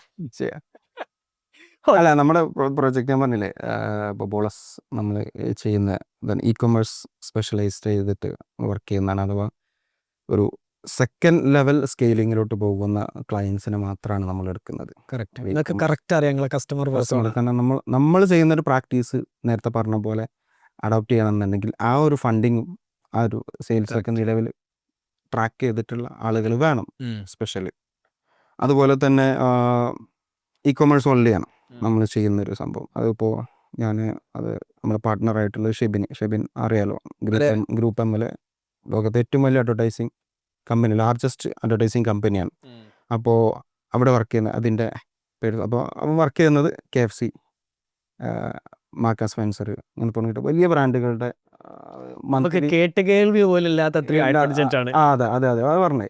ഒരു മന്ത്ലി 300-400 കോടി ആഡ് ബഡ്ജറ്റ് സ്പെൻഡ് ചെയ്യുന്ന ആളുകൾ. അപ്പോൾ അതിൻ്റെ എക്സ്പെർട്ടൈസ് ഭയങ്കരമായിരിക്കും. അതുപോലെ തന്നെ മുസമ്മിൽ എന്ന് പറഞ്ഞിട്ട് അവനും ഗ്രൂപ്പ് തമ്മിൽ തന്നെയാണ്. അപ്പോൾ ഇങ്ങനെയൊക്കെയുള്ളൊരു ടീമാണ് ഈ ബോളസ് ഡിജിറ്റലിൻ്റെ. പിന്നെ ഇത് ഇ-കൊമേഴ്സ് എന്ന സാധനം. അതേപോലെ തന്നെ നമുക്ക് SEO ടീമുണ്ട്, മനസ്സിലായി. SEO ഇപ്പോൾ സ്റ്റാക്യു വാജിദ് അവർ ഒരു ടീമുണ്ട്. കേരളത്തിലെ ഏറ്റവും നല്ല SEO പെർഫെക്റ്റ് ആണ്, എനിക്ക് വിശ്വസിച്ച് ചെയ്യിപ്പിക്കാൻ പറ്റുന്ന ഒരു ടീമാണ് വാജിദ് സ്റ്റാക്ക്. അപ്പോൾ ഇങ്ങനെ ഒരുപാട് ആളുകൾ ഓരോ ഇൻഡസ്ട്രിയിലും അല്ല ഓരോ വെർട്ടിക്കലിലും നമുക്കുണ്ട്. അപ്പോൾ ഇവർക്ക് എല്ലാവരുടെയും സ്കില്ല് എങ്ങനെ യൂസ് ചെയ്തിട്ട് ഇ-കൊമേഴ്സിലേക്ക് തരാമെന്നുള്ളതാണ്. നമ്മൾ ബേസിക്കലി നമ്മൾ കമ്മ്യൂണിറ്റി ബിൽഡ് ചെയ്യാണ്, എല്ലാവരും ജയിക്കണം. തീർച്ചയായും കാരണം എല്ലാവർക്കും ബിസിനസ് വേണം. കറക്റ്റ്. അല്ലാതെ അപ്പോൾ കുറച്ച് ഫണ്ടുള്ളവർക്ക് അല്ലെങ്കിൽ ഫണ്ടിൽ അത് ഞാൻ പറഞ്ഞില്ല, ഇപ്പോൾ ഓർഗാനിക് വർക്ക് ചെയ്യുന്ന ഫണ്ടില്ലാത്തവർക്ക് ഓർഗാനിക് വർക്ക് ചെയ്യാം, ഫണ്ടുള്ളവർക്ക് ഓർഗാനിക് വർക്ക് ചെയ്യാം. കറക്റ്റ്. പക്ഷെ അത് ഒരു തീരുമാനമാണ്, ഞാൻ ഓർഗാനിക്കിൽ വർക്ക് ചെയ്യണോ വേണ്ടേ എന്നുള്ളത് അവർ. കാരണം അതിന് ഓർഗാനിക്കിന് കൺസിസ്റ്റൻസി ഇമ്പോർട്ടൻ്റാണ്, പെയ്ഡിന് കൺസിസ്റ്റൻസി വേണ്ട. എപ്പോൾ വേണമെങ്കിൽ തുടങ്ങാം, മനസ്സിലായി. എപ്പോൾ ആണെങ്കിൽ നിർത്താം, റിസൾട്ട് ആയി കഴിഞ്ഞാൽ ഓക്കെ വയറ് പറഞ്ഞു. പക്ഷെ ഓർഗാനിക്കും കൂടി ഉണ്ടെങ്കിൽ ഞാൻ നേരത്തെ പറഞ്ഞു പവർഫുൾ ആവും. പവർഫുള്ളാവും. അത് പെട്ടെന്ന് നിന്ന് പോയി കഴിഞ്ഞാലും ഓർഗാനിക് അവിടെ വർക്ക് ചെയ്യും. ഇപ്പോൾ എൻ്റെ ഒരു സുഹൃത്ത് ദുബായിൽ പോയിരിക്കും എന്നോടൊരു ഹിസ്റ്ററി പറഞ്ഞു. ഒരു സലൂണിൻ്റെ ആഡായിരുന്നു, ജസ്റ്റ് ഐഫോണിൽ പോയി ഷൂട്ട് ചെയ്തൊരു വീഡിയോ ആയിരുന്നു. ഷൂട്ട് ചെയ്ത് 3 കൊല്ലമായി. ഇപ്പോഴും അത് കണ്ടിട്ട് സലൂണിലേക്ക് ആൾ വരുന്നുണ്ട്. Organic, power of organic content ഇതുവരെ ബൂസ്റ്റ് ചെയ്തിട്ടില്ല. മില്യൺസ് കടന്ന് എന്തോ സലൂണിൽ നടന്ന് എന്തോ ഒരു സാധനം ഷൂട്ട് ചെയ്തിട്ട് അതൊരു തമാശ രൂപേണ ഇട്ട, പക്ഷെ അത് ആൾക്കാരുടെ ഉള്ളിൽ പുതിയ ആൾക്കാരുടെ ഉള്ളിൽ കൊണ്ടുകൊണ്ടേ ഇരിക്കുകയാണ്. ഇപ്പോഴും ആ സലൂണിലോട്ട് ആര് വരുന്നു, ഒരൊറ്റ ഓർഗാനിക് ആഡ് മതി. 3 കൊല്ലമായിട്ട് അവർക്ക് സെയിലുണ്ട് എറ്റാഡ്. അതാണ് ഇതിൻ്റെ ഒരു കാര്യം. ഞാൻ പിന്നെ 2 ദിവസം മുമ്പ് ബ്ലൂ ടൈഗറെ നിഹാലിനോട് സംസാരിച്ചുകൊണ്ടിരിക്കുന്നു. അപ്പൊ അവന് 2 വിന്നിങ് ആഡ്സ് ഉണ്ട്, 2 കൊല്ലമായിട്ട് റൺ ചെയ്തോണ്ടിരിക്കുന്നുണ്ട്. ഓഫ്കോഴ്സ് ഇപ്പോഴും റൺ ചെയ്തോണ്ടിരിക്കുന്നുണ്ട്. അതേ പറഞ്ഞു. അപ്പോൾ അത് ഒന്ന് നമ്മൾ ക്രിയേറ്റീവ്സിൻ്റെ പവറാണ്, 2 നമ്മൾ എത്രത്തോളം ഡാറ്റ മെറ്റക്ക് കൈമാറി എന്നുള്ളതാണ് ഇമ്പോർട്ടൻ്റ് ആയിട്ടുള്ള കാര്യം. നമ്മുടെ പ്ലാറ്റ്ഫോമിൽ നമ്മൾ ഓഡിയൻസിനെ കുറിച്ചുള്ള ഡാറ്റ എത്ര പെർഫെക്റ്റ് ആയിട്ട് ബൈ പിക്സലോ മറ്റോ ആയിട്ട് കൺവേർഷൻ API ഒക്കെ ആയിട്ട് കൈമാറണം. അപ്പോൾ അവർക്ക് കറക്റ്റ് ഐഡിയ കിട്ടും, ആരാണ് ഈ ആഡ് കാണേണ്ടത്, എന്തിനാണ് കാണേണ്ടത്. ഈ ഒരു കൊഹോട്ട് കിട്ടിക്കഴിഞ്ഞാൽ കൊഹോട്ട് പിടിച്ച് അങ്ങനെ പോകും. ഇതിന് ആഡ് ഡെലിവറി ഒക്കെ നടക്കുന്ന കോട്ട് ബേസിലാണ്. ഫേസ്ബുക്ക് കംപ്ലീറ്റ് ചെയ്ത് ഡെലിവറി ചെയ്യുന്ന എല്ലാ പ്ലാറ്റ്ഫോം ഡെലിവറി ചെയ്യുന്ന ആദ്യം ഒരാളെ കിട്ടുന്നു, അയാളുടെ മാച്ച് ചെയ്യുന്ന കൊഹോട്ട് എടുക്കുന്നു, ഈ കൊഹോട്ടിൽ അത് പരീക്ഷിക്കുന്നു, വേറെ കൊഹോട്ട് എടുക്കുന്നു, അതിൽ പരീക്ഷിക്കുന്നു, ഇത് രണ്ടും ഇല്ലെങ്കിൽ ഈ കൊഹോട്ടിനെടുത്ത് വേറെ ടീമിനെ പരീക്ഷിക്കുന്നു. ഇങ്ങനെയാണ് ഇത് നടക്കുന്നത്. ഇതിൻ്റെ ടെക്നോളജി ആഡ് സയൻസ് പറഞ്ഞത് വേറെ സംഭവമാണ്. അങ്ങനെയാണ് ഇത് നടക്കുന്നത്. ഓൺലൈൻ സ്റ്റോർ ഉണ്ടാക്കുക എന്ന് പറഞ്ഞു കഴിഞ്ഞാൽ ഭയങ്കര മലമറിക്കുന്ന പരിപാടിയൊന്നുമല്ല. ഇതൊക്കെ നിങ്ങൾക്കും ചെയ്യാൻ പറ്റും. അത് നിങ്ങളെ പഠിപ്പിക്കുകയാണ് ഞങ്ങളുടെ ലക്ഷ്യം. 10 ദിവസം കൊണ്ട് നിങ്ങളെ ഞങ്ങളൊരു ഓൺലൈൻ സ്റ്റോർ എക്സ്പേർട്ട് ആക്കി തരാം. 15 മിനിറ്റ് എല്ലാ ദിവസവും മുടക്കിയാൽ 10ാമത്തെ ദിവസം നിങ്ങൾക്കൊരു ലൈവ് ഓൺലൈൻ സ്റ്റോർ ഉണ്ടാക്കാം. അതുകൊണ്ട് തന്നെ അവരുടെ ആൽഗോരിതത്തിനോട് ഏറ്റവും മാച്ചായിട്ട് നമ്മുടെ ക്യാമ്പയിന് പോകുന്നുണ്ടെങ്കിൽ നമുക്ക് എത്ര കാലം പോവാം. അതാണ് സംഭവം. നമുക്കേ അടുത്ത പ്രൊജക്റ്റ് വെക്കാം. ഇതിപ്പോൾ തൽക്കാലം ഇവിടെ നിർത്തുക. അപ്പോൾ thank you for coming. Thank you. Until we meet again. Yes.